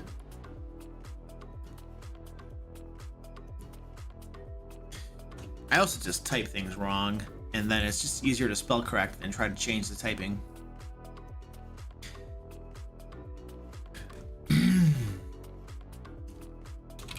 It has several stools, a table, a trunk, and a trapdoor in it. I think we're gonna put, I think I want to put my void speaker here. We have, we used some void cultists already. I think we can have our, wait, we have the trollkin shaman and the trollkin grunts. We could have those downstairs though. I want to put this void speaker. Maybe the void speaker and some of the void cultists are in that room right there. Let's see what that comes out to. So we have a CR7. We're gonna have one of those, and maybe two of those. That's just easy. What about three of them? That becomes medium. 4 becomes. Shouldn't that be hard? Oh my goodness. There we go. 6 of them. I would need 6 of them. 6 void speakers and 1 void cultist. Yeah, reverse that.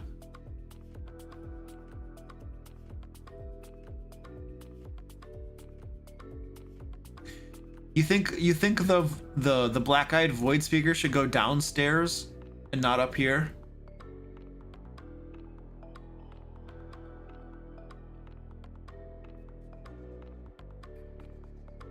You want to put the trollkin in that room up there? Okay, it seems like folks want the void speaker to go downstairs. That's cool. So I want to put something up here though. Where's my map? I want to put something in this room right here though. And then we do have lots of rooms down here with no doors. Oh my goodness. Okay, this is an example. This is a big faux pas. This is a huge faux pas. We have 5 rooms downstairs with no doors. This is a faux pas. You don't do this. This is not, you want doors. You need doors. Because when there are no doors, like, any encounter in one area is going to alert all the other areas. It just it's not good dungeon design. So we're gonna have to pretend like there are doors. Otherwise, this is just not well designed. So anyway, sorry, I had to go on a little rant there. I just noticed the map doesn't have doors between these areas. That's bad design. It's bad gameplay, is what it is. Okay, so anyway, we could put the void speaker down here, but I want something in this room. The trollkin is just guarding the trapdoor. Yeah.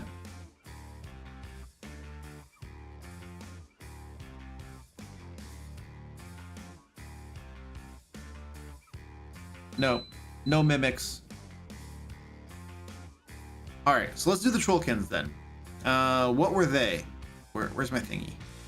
Where's my thingy? The trollkin shamans are CR4, and then the grunts are CR2s. All right, so let's build this out and see what we can do. So it's 4 and then 2s.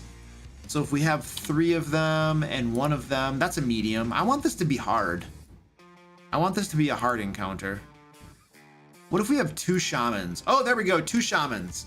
And the reason for 2 shamans as well, folks, is counterspell. The shaman's gonna get counterspelled probably by one of the people in the party, but if we have 2 shamans, it allows us to at least cast some spells. So we're gonna put 2 shamans in there. I hate counterspell. It is the worst spell in the game. It ruins the game. People were just not using their brains when they made counterspell. I hate it. It's so horrible. I do have a video coming out sometime in the future ranting about how horrible counterspell is. Okay, so four of these and 2 of these. Okay, cool. Trollkin shamans and trollkin grunts. Shamans and grunts.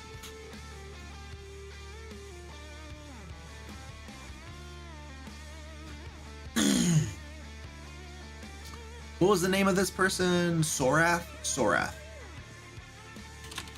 Sorath has positioned here 4 trollkin grunts and 2 trollkin shamans.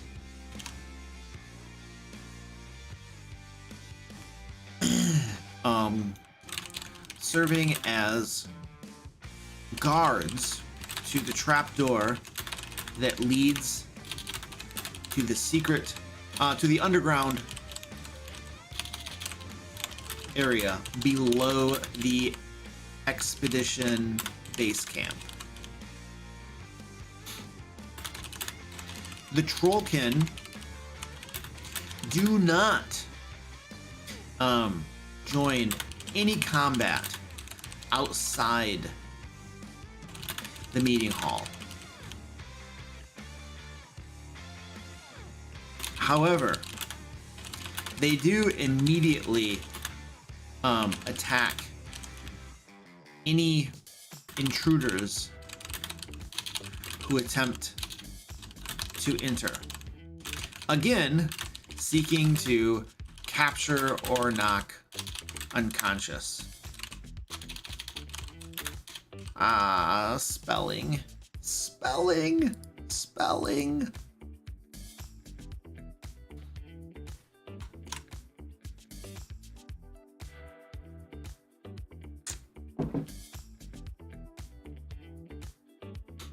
All right, now we can start talking about some of the stuff in that room. We had that trunk we got to put some stuff in there. We also had a trapdoor. So what do we want to put in the trunk? And the trapdoor is going to be trapped. What if the trunk only contains the trap? Like, the trunk doesn't have anything of value in it. It literally just has, it's full of poisonous gas. That's it. It's full of poisonous gas. And if they open the trunk, obviously it comes out. If they don't, and they just go to the trapdoor is trapped and it triggers the poisonous gas. Like, what if we just fill this trunk with poisonous gas, period, end of story? It serves no other purpose but to hold poisonous gas.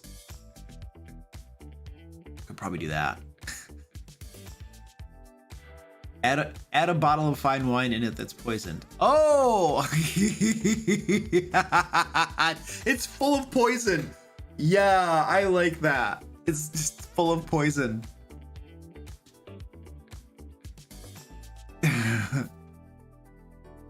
Okay. Oh, trunk.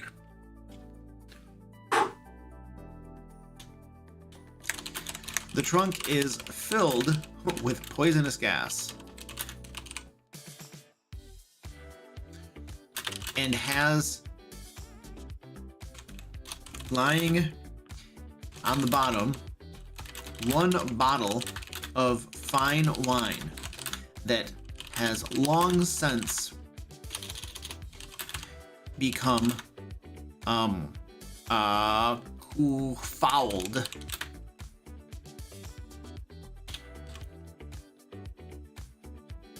All right, so the trunk, we're gonna make this seem like it's got treasure in it. The trunk is locked. DC 15 is probably not too bad. DC 15 to pick or break open.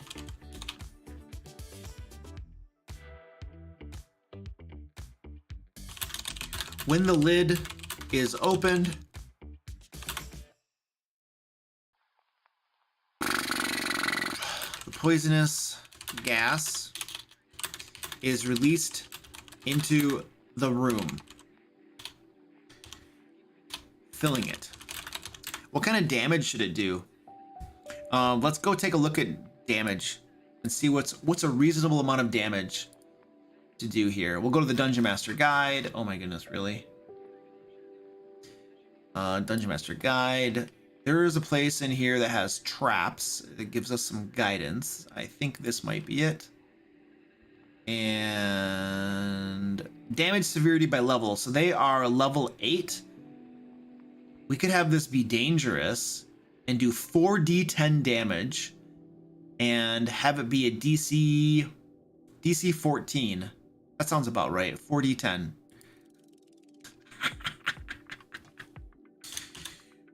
Creatures in the room when the gas is released must make a DC 14 Constitution saving throw.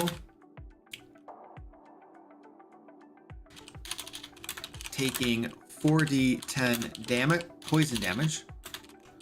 Poison damage on a failed save, or half on a successful save. There we go. Ooh, a level of exhaustion.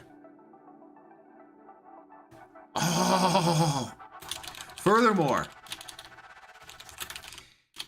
failing the saving throw inflicts 1 level of exhaustion. Failing the saving throw by 5 or more inflicts 2 levels of exhaustion. Since we're adding exhaustion as a mechanic, that makes it even more dangerous, so we are going to reduce the amount of damage that it does down to 2d10. Because it just got way worse with level of exhaustion. Exhaustion can get nasty. We should add another mechanic somewhere else that induces an exhaustion as well. We totally need to do that. Okay.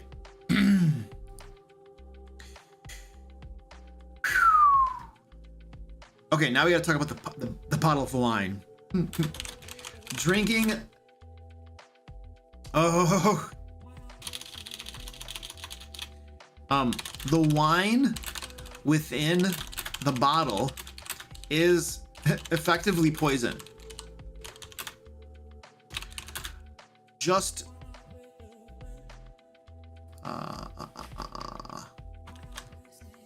one drink deals, it shouldn't be too bad.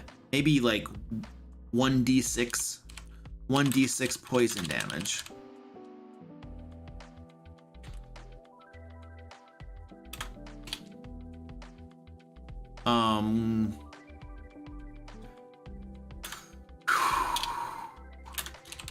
We'll just do a DC 14 Constitution saving throw for half damage. There you go. That's understandable.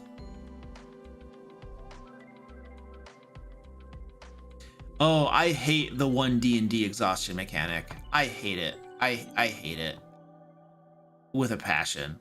I like the level of exhaustion. I like the exhaustion system like we have it now, way above one DND's. No, thank you, pass. Just making the game easier. And it just gets easier and easier and easier. Easier and easier and easier. Okay. Trunk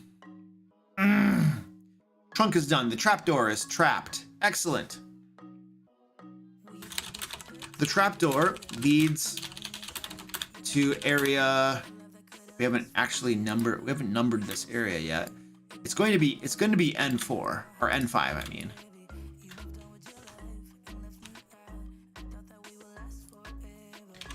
N5. There we are. Leads to area N5. The trapdoor is unlocked and leads to area N5.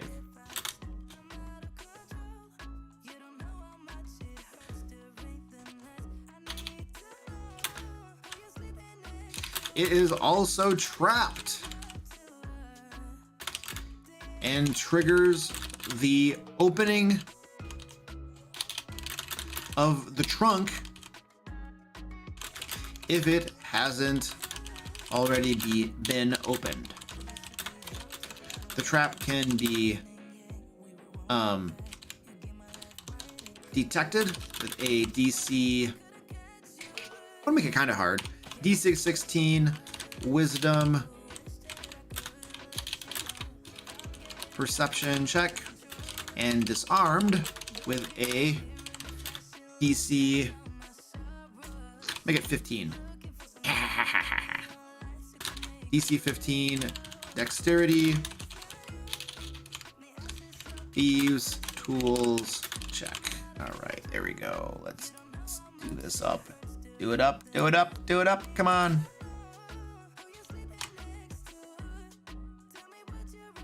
All right, that's good enough. I mean, they're gonna open the trunk. I guarantee you they're gonna open the trunk. So it's kind of a moot point, but just in case they don't.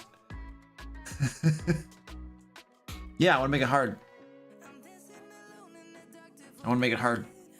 They'll be fine. DC 16 is easy. Are you kidding me? Somebody will find it. It's the easiest thing in the world. This is DD 5th edition. They're gonna make their check. All right. I think that's good for N4. I think that's pretty good. There was nothing else in there. Oh, we didn't make a note of our. So this little Trollkin encounter was 8,000 experience points, and it was a hard one. Okay, cool. So these guys right here are 8,000. 8,000 adjusted XP. All right, cool. Got those guys set up. We have an easy, we have a medium, and we have a hard encounter. We want to vary the difficulty and challenge of the various encounters in an adventure. That is an important thing to do. You want variety. It's the same reason we have a variety of monsters instead of using the same monster throughout the entire adventure. Variety makes things more interesting. All right, we are on N5. And there we go.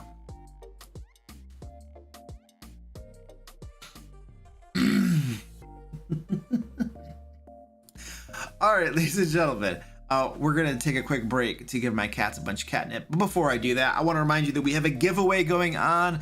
There should be a link in the chat, hopefully, where you can sign up for the giveaway. We're going to be giving away a copy of Into the Fae or a store credit on the DM Lair store. We're going to draw the winner at the end of the live stream tonight. So get in on that action. You do not have to be present to win. We're just going to draw the winner at the end. We're also raising money for Canines for Warriors. They provide service dogs to veterans. And if you would like to donate to them, you can tip. There's a link in the chat. I point this way because that's where my OBS and my chat is right there. But there's a link in the chat where you can donate to Canines for Warriors. All tips go toward them if you would like to do so. And if you tip, you also deal damage to Kirby, and you slowly get his name off the stream. We also have like a fundraiser going for the American Humane Society as well. That's a separate thing, just so that you're aware. We actually have 2 fundraisers going on right now. So yeah, if you'd like to do that, feel free to do so. All right, cool. I am going to get catnip for my cats now, and it's gonna be awesome. Stand by. I don't have any cats.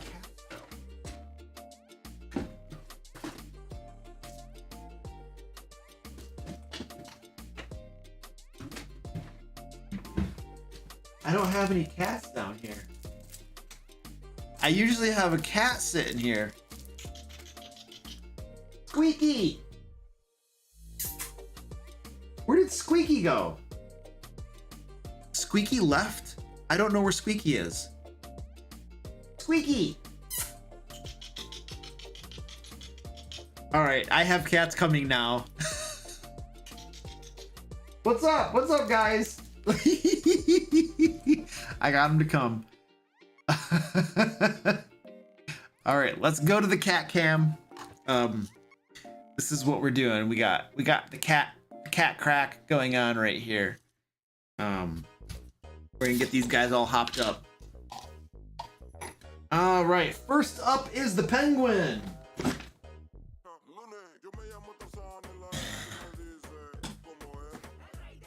Where is Squeaky? Squeaky always likes the catnip.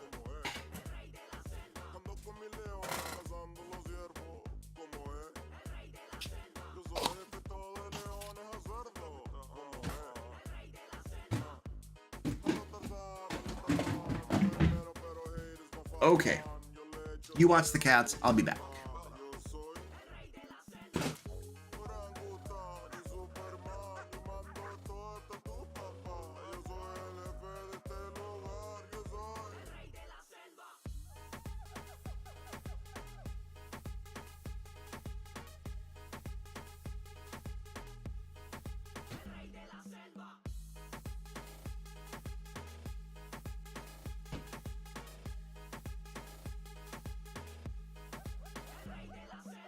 orangutanes hacen lo que digo. Yo soy el rey de la selva. Que con la púa me dicen el tiro fijo. Yo soy que al lado de los malos no me dan un brinco. Yo soy el rey de la selva. Que con mi faz de hoja nunca yo me rindo. Yo soy el rey de la selva. Marmalada de banana para ella. Le sirve mucho porque ella está muy bella. Se ve más linda, se ve más bella. De salvariña, una doncella. Orangután y Superman. Yo mando todo esto a tu papá. Yo soy el jefe de este lugar. Yo soy el rey de la selva.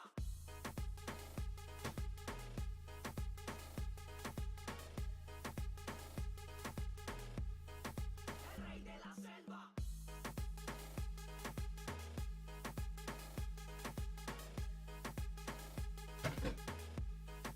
El rey de la selva. El respeto no se pide, el respeto que se gana. Se nota que tú de la selva. Te antoja mi sabana. Orangután y Superman. Yo mando todo hasta tu papá. Yo soy el jefe de este lugar. I don't know what happened to Squeaky.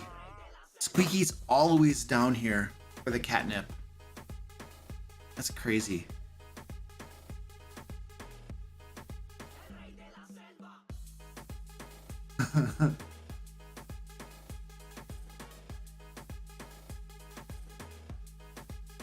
More cats. Well, you know, I have 7. That's probably all we're gonna do for right now.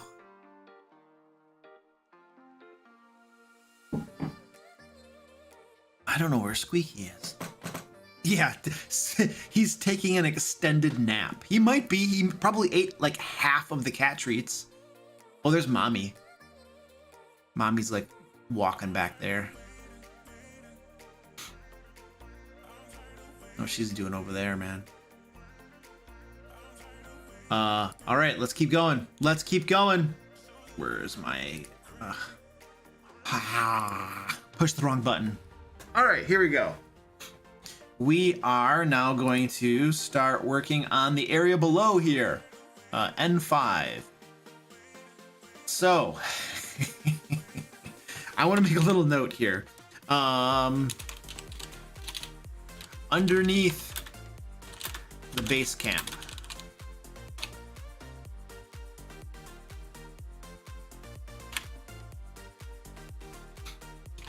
Please note that despite what you see on the map included with this adventure,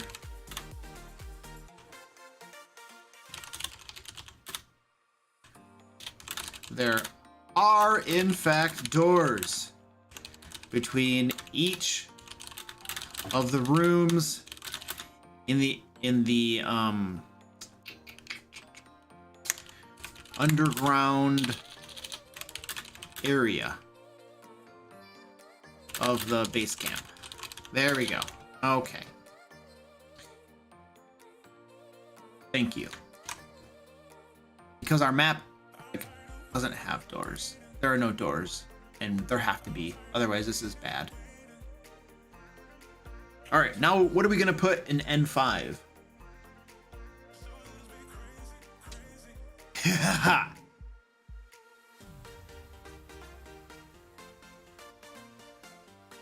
Oh, man.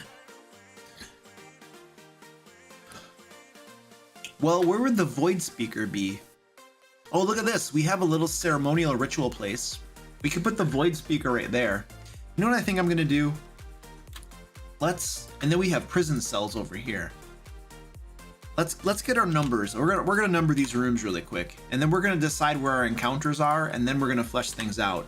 Oh, geez.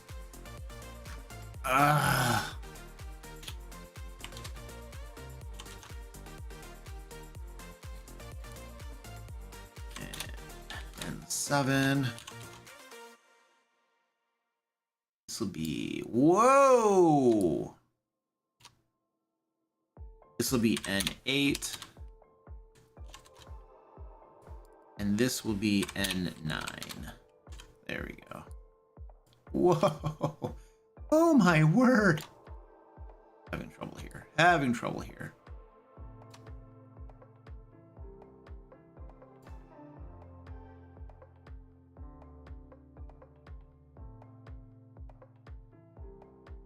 There we go. Okay. Now let's get these numbered on our Word document. N5, N6, N7, N8, N9. So we have, we're trying to decide where to place things, right? And that's the wrong button.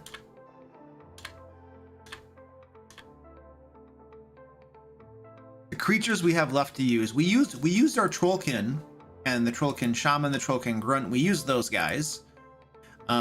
We have, oh my goodness, Carnivorous Sod, a Skitterhaunt, the Migo, and the Void Speaker. So let's do this first. The Migo. Where do we think we would find the Migo?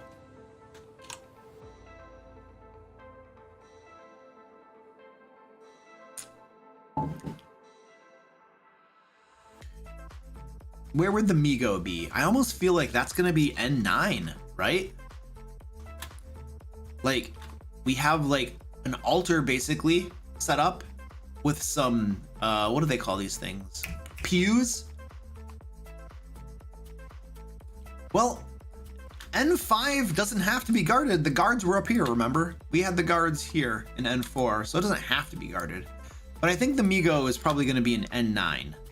So N9 will have to have the Migo, and the Migo is only a CR5. So, Migo will be here.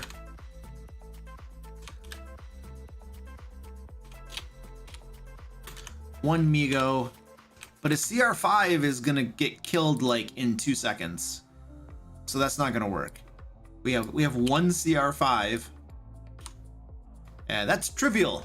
That's trivial. That thing is dead very fast. What if we have 2 of them? What if we have 2 of them? Now it's a medium. Still probably too easy. They could have some troll skin grunts. Yeah, the troll skin grunts. Those are CR2s. 3 of them? 4 of them. Now it's deadly. Ooh, now it's deadly. We probably don't need it to be deadly though. Let's just make it hard. These are, after all, Kobold Press monsters, which are more challenging than normal. And I have a feeling that we have quite a few encounters in this adventure, and so we're probably gonna start pushing up against our daily budget at some point. So I'm only gonna make this one hard. But I think we have 2 Migos and we have 3 Trollkin grunts. So 2 Migo, good gravy, pushing the wrong buttons around here. 3 Trollkin grunts. And then my budget is gonna come out to be 9,900. So let's add a comment. Oh, come on. Come on, baby, you can do it. 9,900, adjust experience points. Okay, cool. And then our Migos are taken care of. We need to add the Void Speaker. Where do we think the Void Speaker is gonna go? I almost feel like the Void Speaker might be right here in N6. And maybe the Void Speaker is principal in like converting these creatures into thralls and stuff. So we could put her right here. The quick rundown that I will give you is that it's a level 8 adventure. That's all I got. Somebody in chat can help you out though.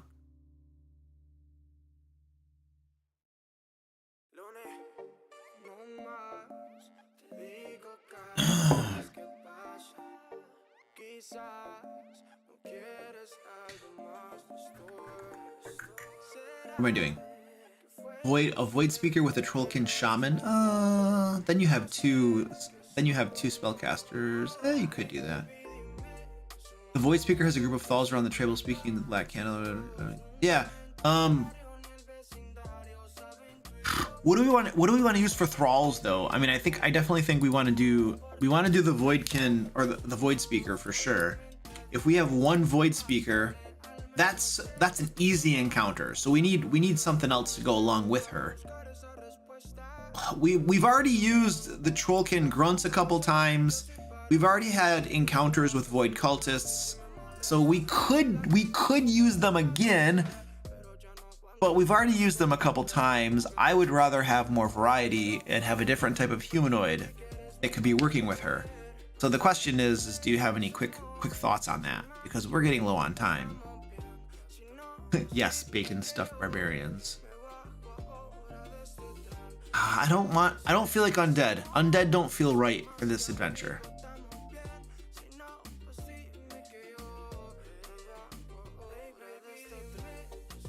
Otherwise, I'm gonna pick maybe some more void cultists.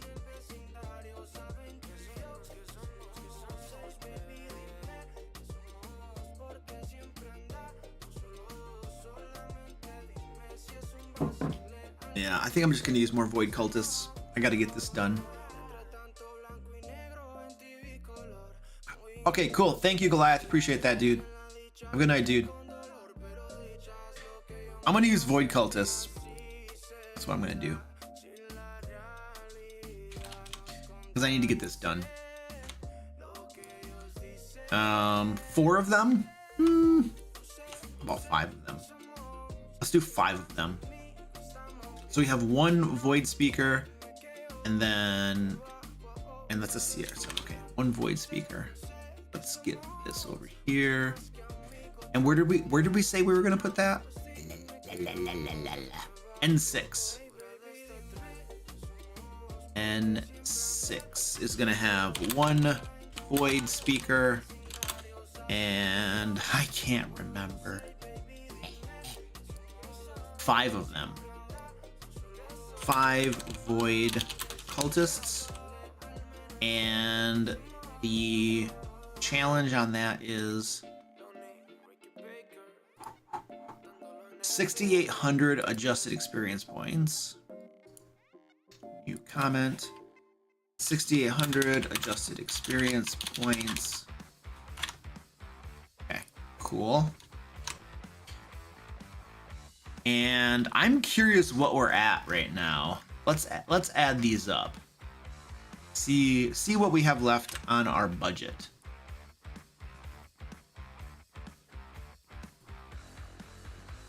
All right, so our budget was 30,000, and 5,600, 2,500, 8,000, 6,800, 9,900. Okay, there we go. I am 2,800 in the hole for a daily budget. So based on that, we're not supposed to put any more encounters in this adventure. That's it. We are at our threshold, which means that we have these skitter haunts and carnivorous sod that we're not gonna use, basically, which I don't think is a big problem. We could use those for random encounters, is what we could use them for. Yeah, that's cool. Oh, we did this. This contains 1 roll on the level 5 through 10 treasure hoard table. Okay, cool. There we go. Now we need to decide what's going to be in these rooms.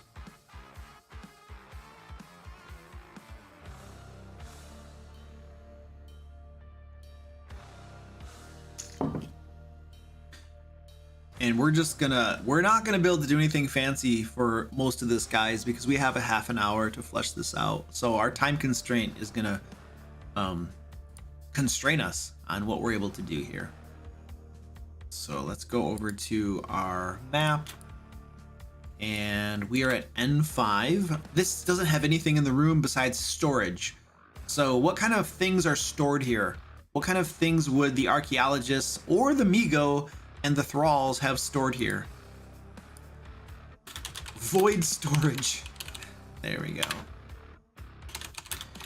This room is filled. This room has crates and containers lying about it. They contain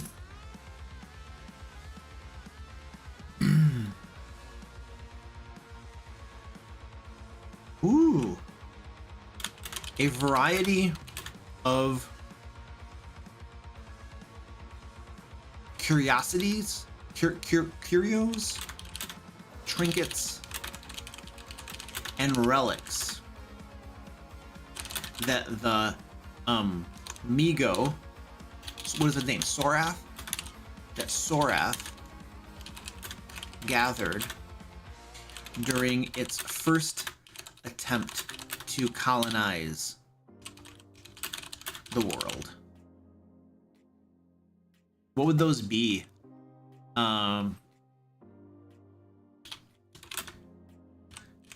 Skeletal remains of creatures, altars to their false gods, not altars, idols. What else?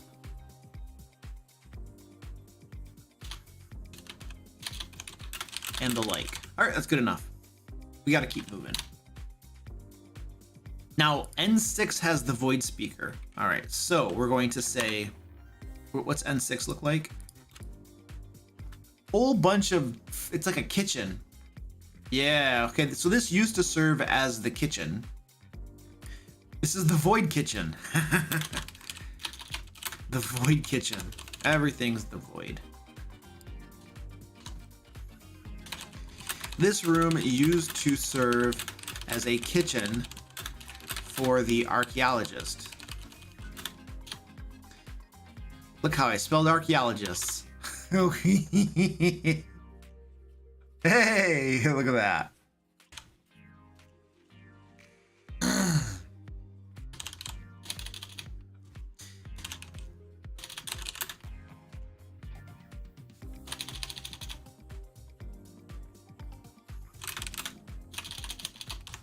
I mean, it's still a kitchen because the thralls need to eat. This room serves as a kitchen for the thralls of Sorath.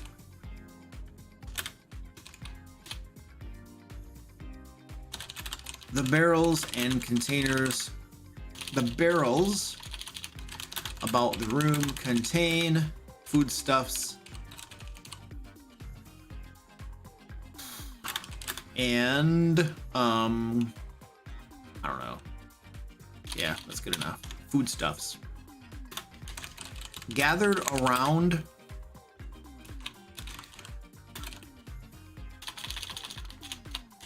the table are 5 void cultists and 1 void speaker, staring intently at a candle burning in the middle of the table. The void speaker is in the middle of an incantation that will bring the group closer to the void and convert and allow them to channel its energy into the prisoners in area N7.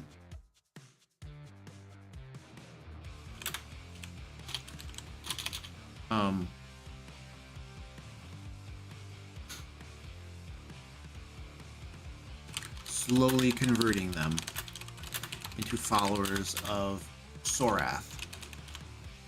All right, and then let's change some of our problems here. Incantation. Wow.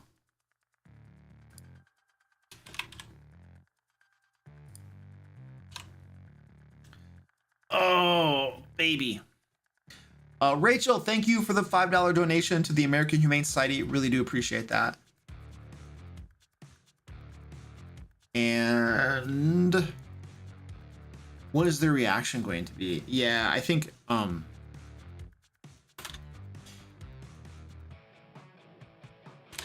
they are as they are distracted.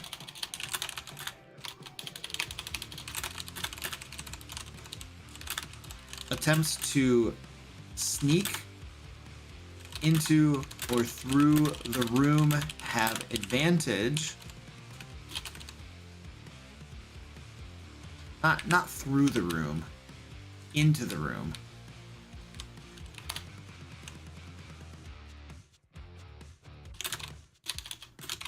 If the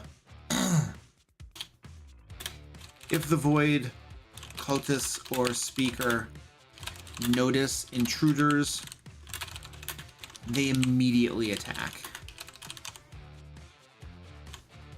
At this point, there's no talking. Okay, there we go. N7 is where we have prisoners, I believe. Yes. So we're going to have prisoners tied up in there. So the void cells.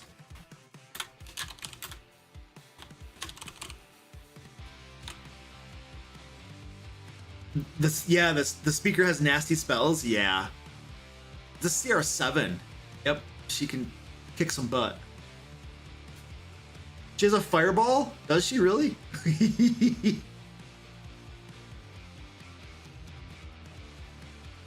Oh, some captured adventurers. Yes, that's great. Half of this room is dedicated to cells where Sorath and his thralls hold unconverted humanoids.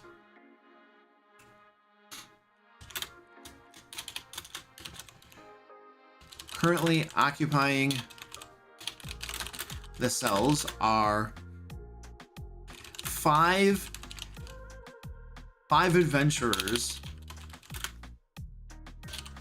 are the original 5 adventurers sent by, what's the name of this society again? The Delvers of the Abyss. Sent by the Delvers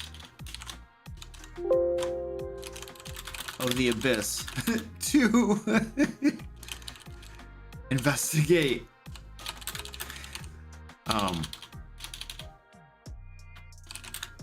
the issue at their expedition base camp.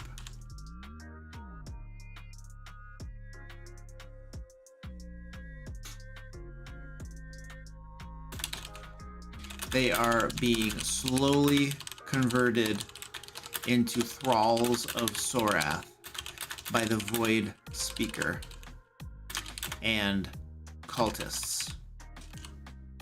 Okay, perfect.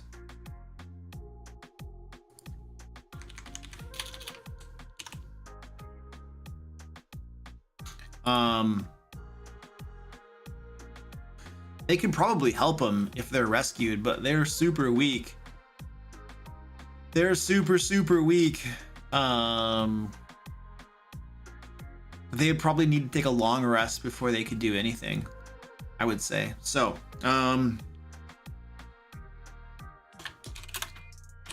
if the adventurers are rescued,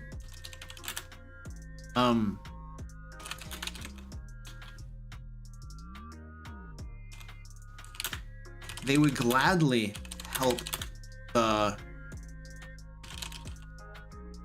characters confront Sorath, but they would need to take a long... Oh no, they have multiple levels of exhaustion. Ooh, they all have 4 levels of exhaustion, and they would need to take 4 days rest before doing so.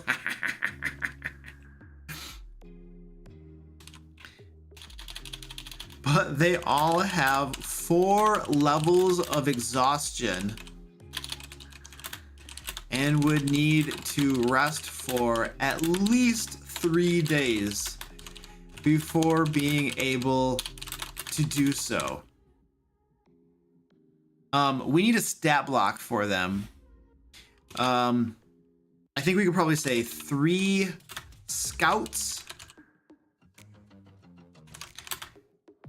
Because a scout I think is like a CR2 or something. I don't think they're gonna wait 3 days, but just in case they do, one of them could be a priest, 3 scouts, 1 priest, and then one of them can be a veteran. Yeah, veteran. There we go.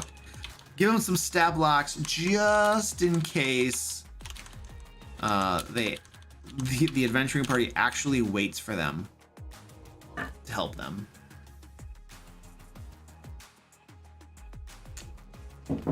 Oh, that is a great idea. Have one of the adventurers be evil. However, one of the scouts and the priest have already been converted as thralls of Sorath. And they are playing possum. I don't think that's the proper way to say that, but in the final battle against Sorath, they will turn on the group. Nice. There we go. A nice little twist for you.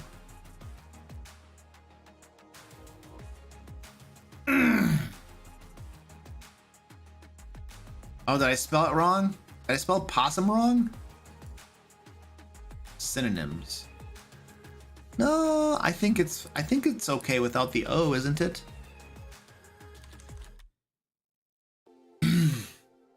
Usually you say playing possum when it's like pretending to be dead, is my understanding. But I don't know. In the context, I think it makes sense. That's why I'm sticking with that. All right, cool. That's good. Let's go to N8. Next one. Whoa, what just happened? Okay, that's the wrong button. Clearly the wrong button. N8 is a study. It looks like a library. I don't think we're going to have anything in this room. It's going to kind of be empty. But maybe we could put something interesting in here that the group could use. Some sort of treasure or something for them to find. Void study. Void library. Yeah, void library.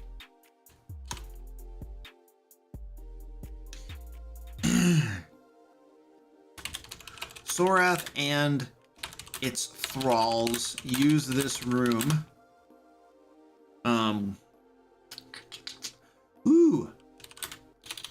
To research the world, to research the geography of the world. And the cultures and defenses of its inhabitants as they plan their colonization.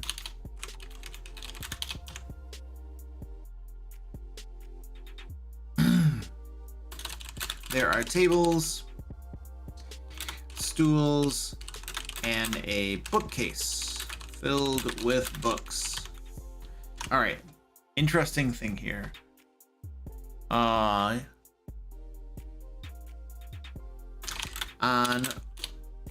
one table is a map showing their future plans, future colonization plans. Okay, there we go. And then I want to put something in here they can find and use. There we go. Potion of speed and sling bullets. There we go.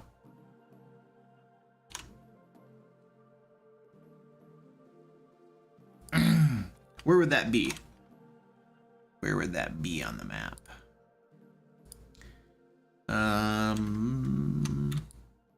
Could just be, I don't know. Oh, look at these. Look at, you have like little potions on one of the tables. Yep.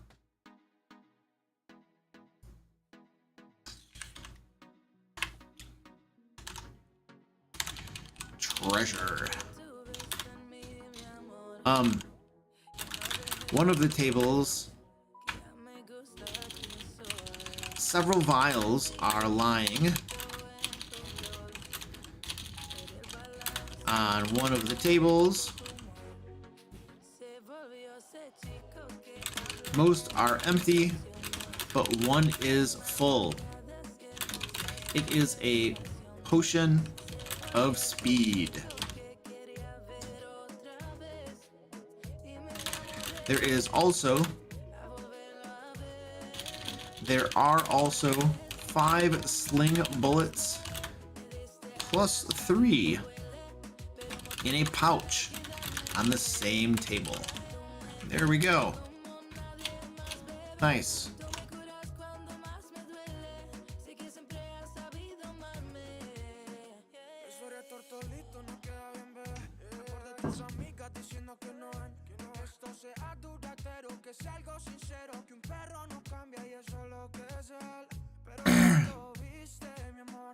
Furthermore, on that table, there is a... Let's do... there's a large... Oh, there's a large... What do you call it? Large clay jar.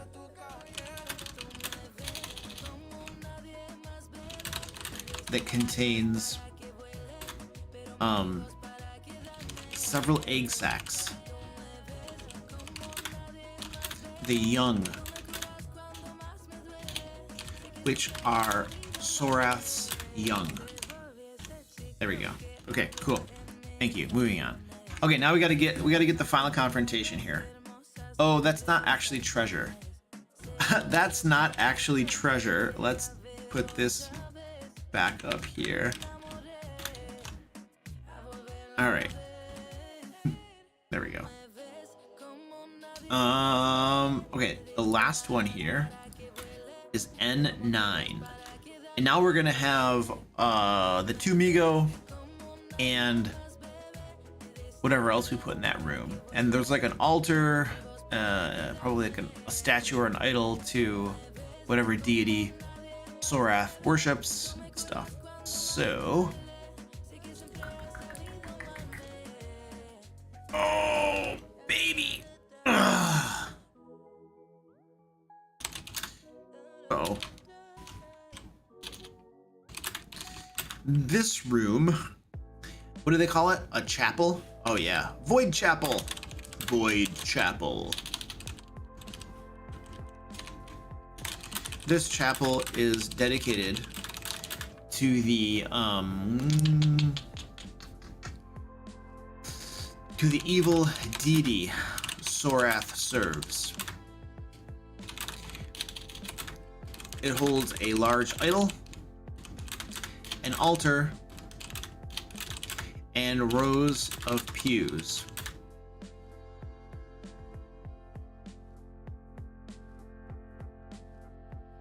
Sorath, Migo, and another Migo. Hold on a second. Let's say there are 2 Migo standing behind the altar. One of them is Sorath, and the other, did he clone himself? What if he recently cloned himself through void powers in order to make colonization proceed more rapidly? And the other is a clone. Is his clone recently created through dark void powers to speed the colonization of the world. Sitting at the pews are 3 Trollkin grunts.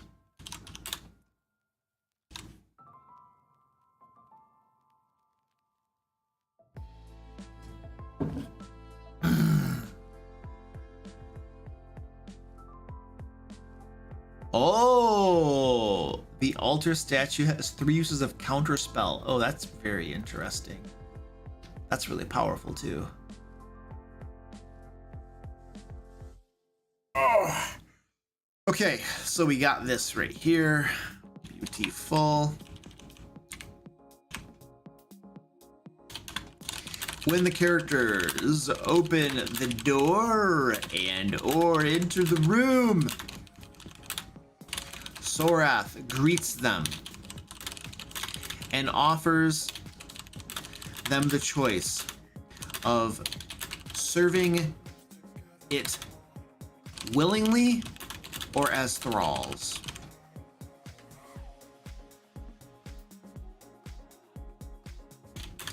As it colonizes the world. If the characters refuse,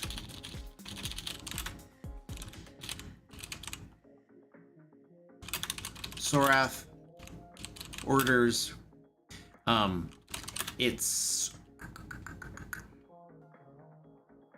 orders the trollkin grunts to attack, and combat ensues, with both Migo assisting, of course.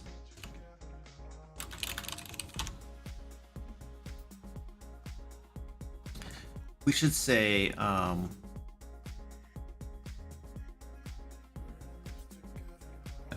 greets them. All right, cool.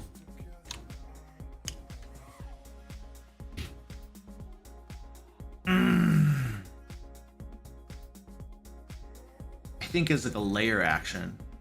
Well, no, I don't. This is already a hard fight, and we've gone over our daily budget. And these are Kobold Press creatures, which are more challenging than Wizards of the Coast creatures. So I don't really want to give any layer actions or anything. I think it's okay. We have 2 Migo, and the Migo have I'm pretty sure they have spellcasting powers. They're probably no slouches. It's Tome of Beasts 287. Let's go over there. Well, they don't have spellcasting. They have claws that do some really nice damage. And they have spores when it dies. Yeah, I don't know that we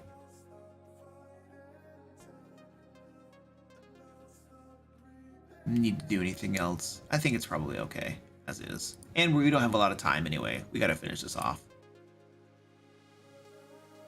So I think that's probably, so the only thing we have left really is, we don't need this. That's just a little note that I keep. We have this loot. We have to put this somewhere. Where could we put this? Oh, yes. Okay, so, the statue.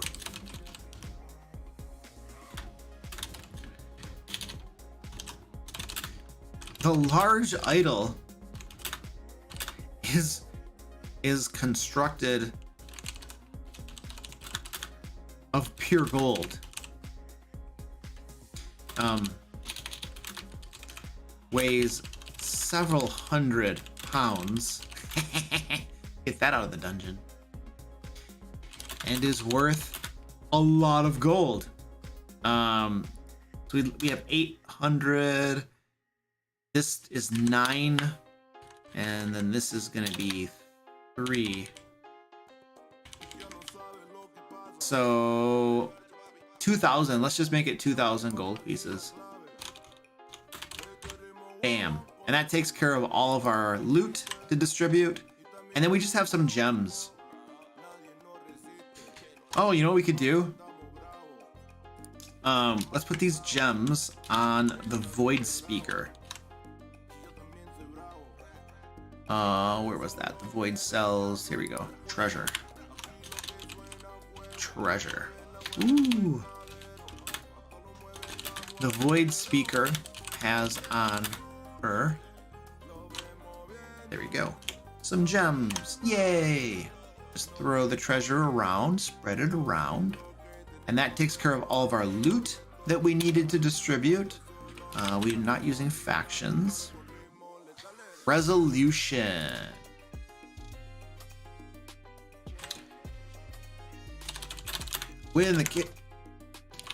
If the characters succeed in stopping Sorath,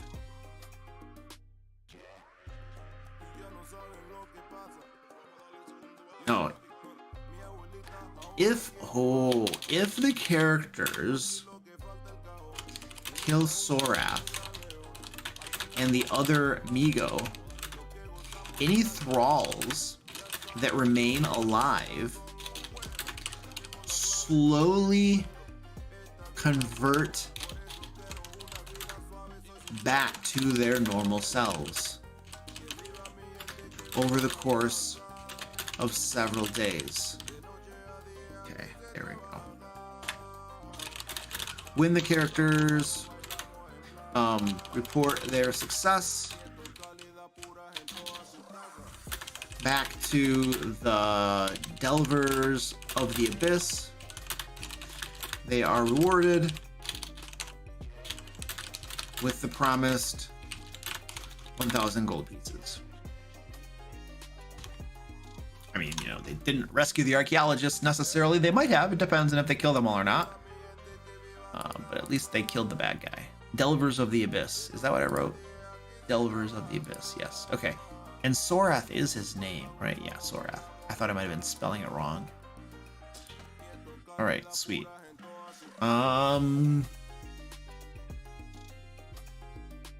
Yeah, if they don't destroy the eggs, that's true. It could be an adventure for later. We don't forget, guys, we are doing a giveaway tonight. There is a link in the chat to where you can enter the giveaway if you want to get in on that. We're going to draw the winner to the giveaway pretty darn soon here, so this is going to be your last chance to go in there and grab that. Or go in and sign up for it.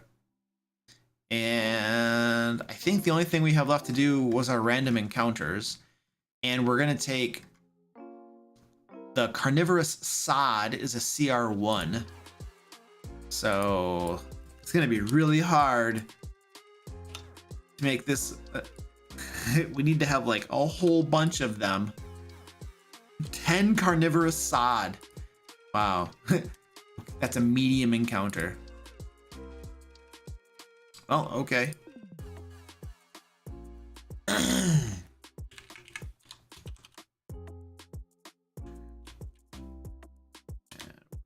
Say, there we go. 10 carnivorous sods. Okay. And then the skitterhaunts are a CR4. So let's see what that would take. That's also a medium. 4 of them is a hard. I think 3 is fine. 3 skitterhaunts.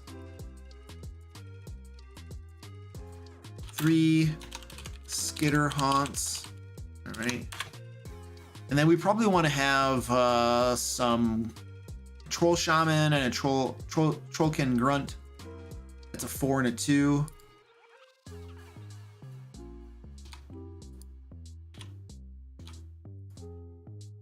Let's do one of them. 4 and 1. Okay. 4 trollkin grunts and 1 trollkin shaman, and then we probably could throw. Oh, that's good. That's probably, well, the void cultists, I guess. We could have like, geez, they're CR1 halves. Those are going to be so easy unless we put a void speaker with them. Let's do that. Let's put a void speaker, 1 void speaker. And these guys are 1 halves, so we probably need like 6 of them or something, which I think is exactly what we did before. Let's do 4 of them. 1 and 4. Oh, so we're gonna say 4 void cultists and 1 void speaker. There we go. Okay, we have random encounters built out. That's good enough.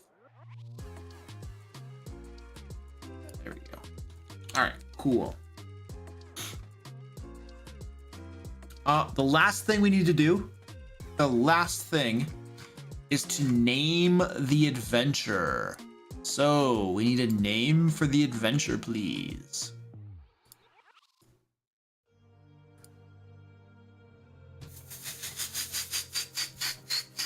I'm gonna delete all these comments. We don't really need these in the document.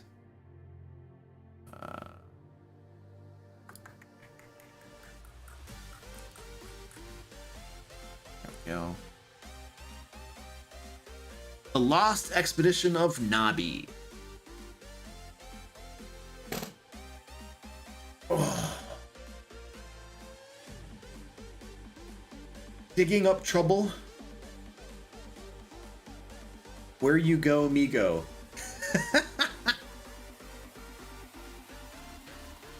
Where you go, me go.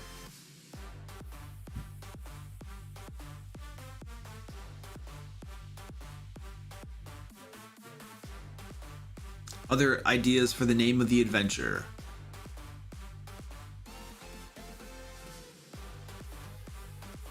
Ed says, where go the Migo? Tribes of Nobby, a brush in the darkness. No. No. Migo G. Okay. A perilous tribe.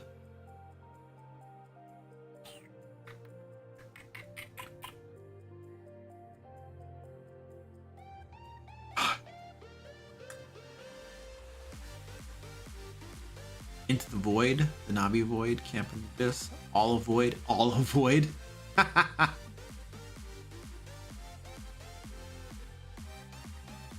Jeez, man.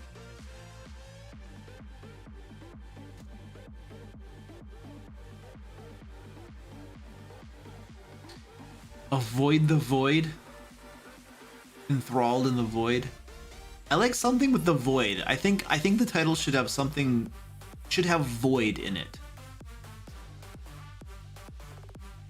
Something with void.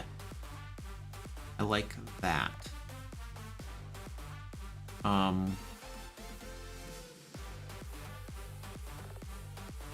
Jungle, maybe something about the jungle, the void, something. The Nobby void.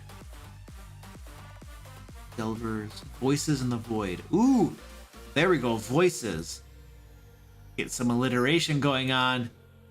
Some people who are regulars are like, Luke likes alliteration. What starts with a V? Voices. Voices from the void or voices in the void? Void where prohibited. Null and void. Delving into the void. The void delvers. I kind of like voices from the void or voices in the void. Ooh, enthralled by the void. That's very.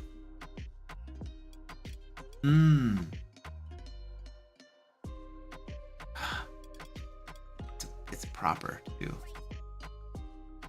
The vicious voices of the void.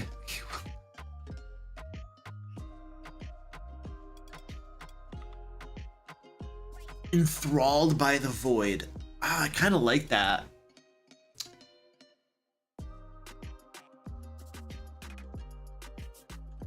I think we're gonna do enthralled by the void. Despite my love of alliteration. Enthralled by the void.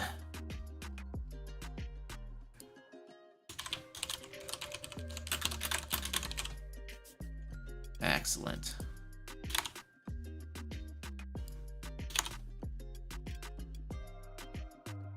There we go. Enthralled by the void. That is going to be it. Okay, cool. So we got the adventure created. We have the map created for it as well. Boom. That looks good, right? We have yep, Nobby Expedition Base Camp. That looks good. Excellent. And good. Save it. Save it. We don't need any. We don't need any long rests. Group may need to take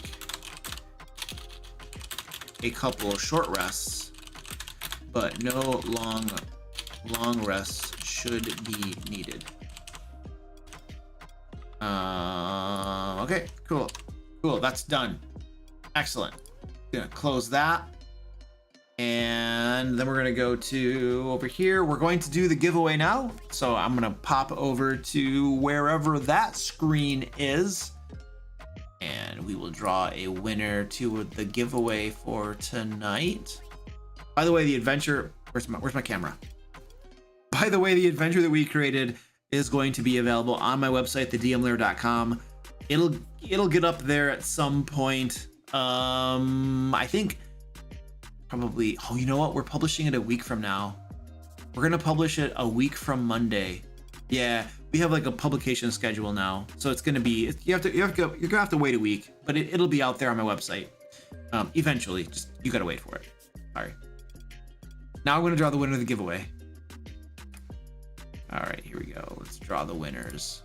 Drawing the winners. You are very welcome, Nixit. It's always good to see you here, buddy. Okay, here we go.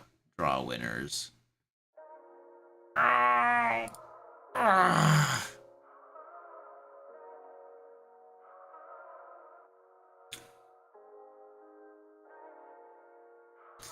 right, let me double check. Let me double check your stuff.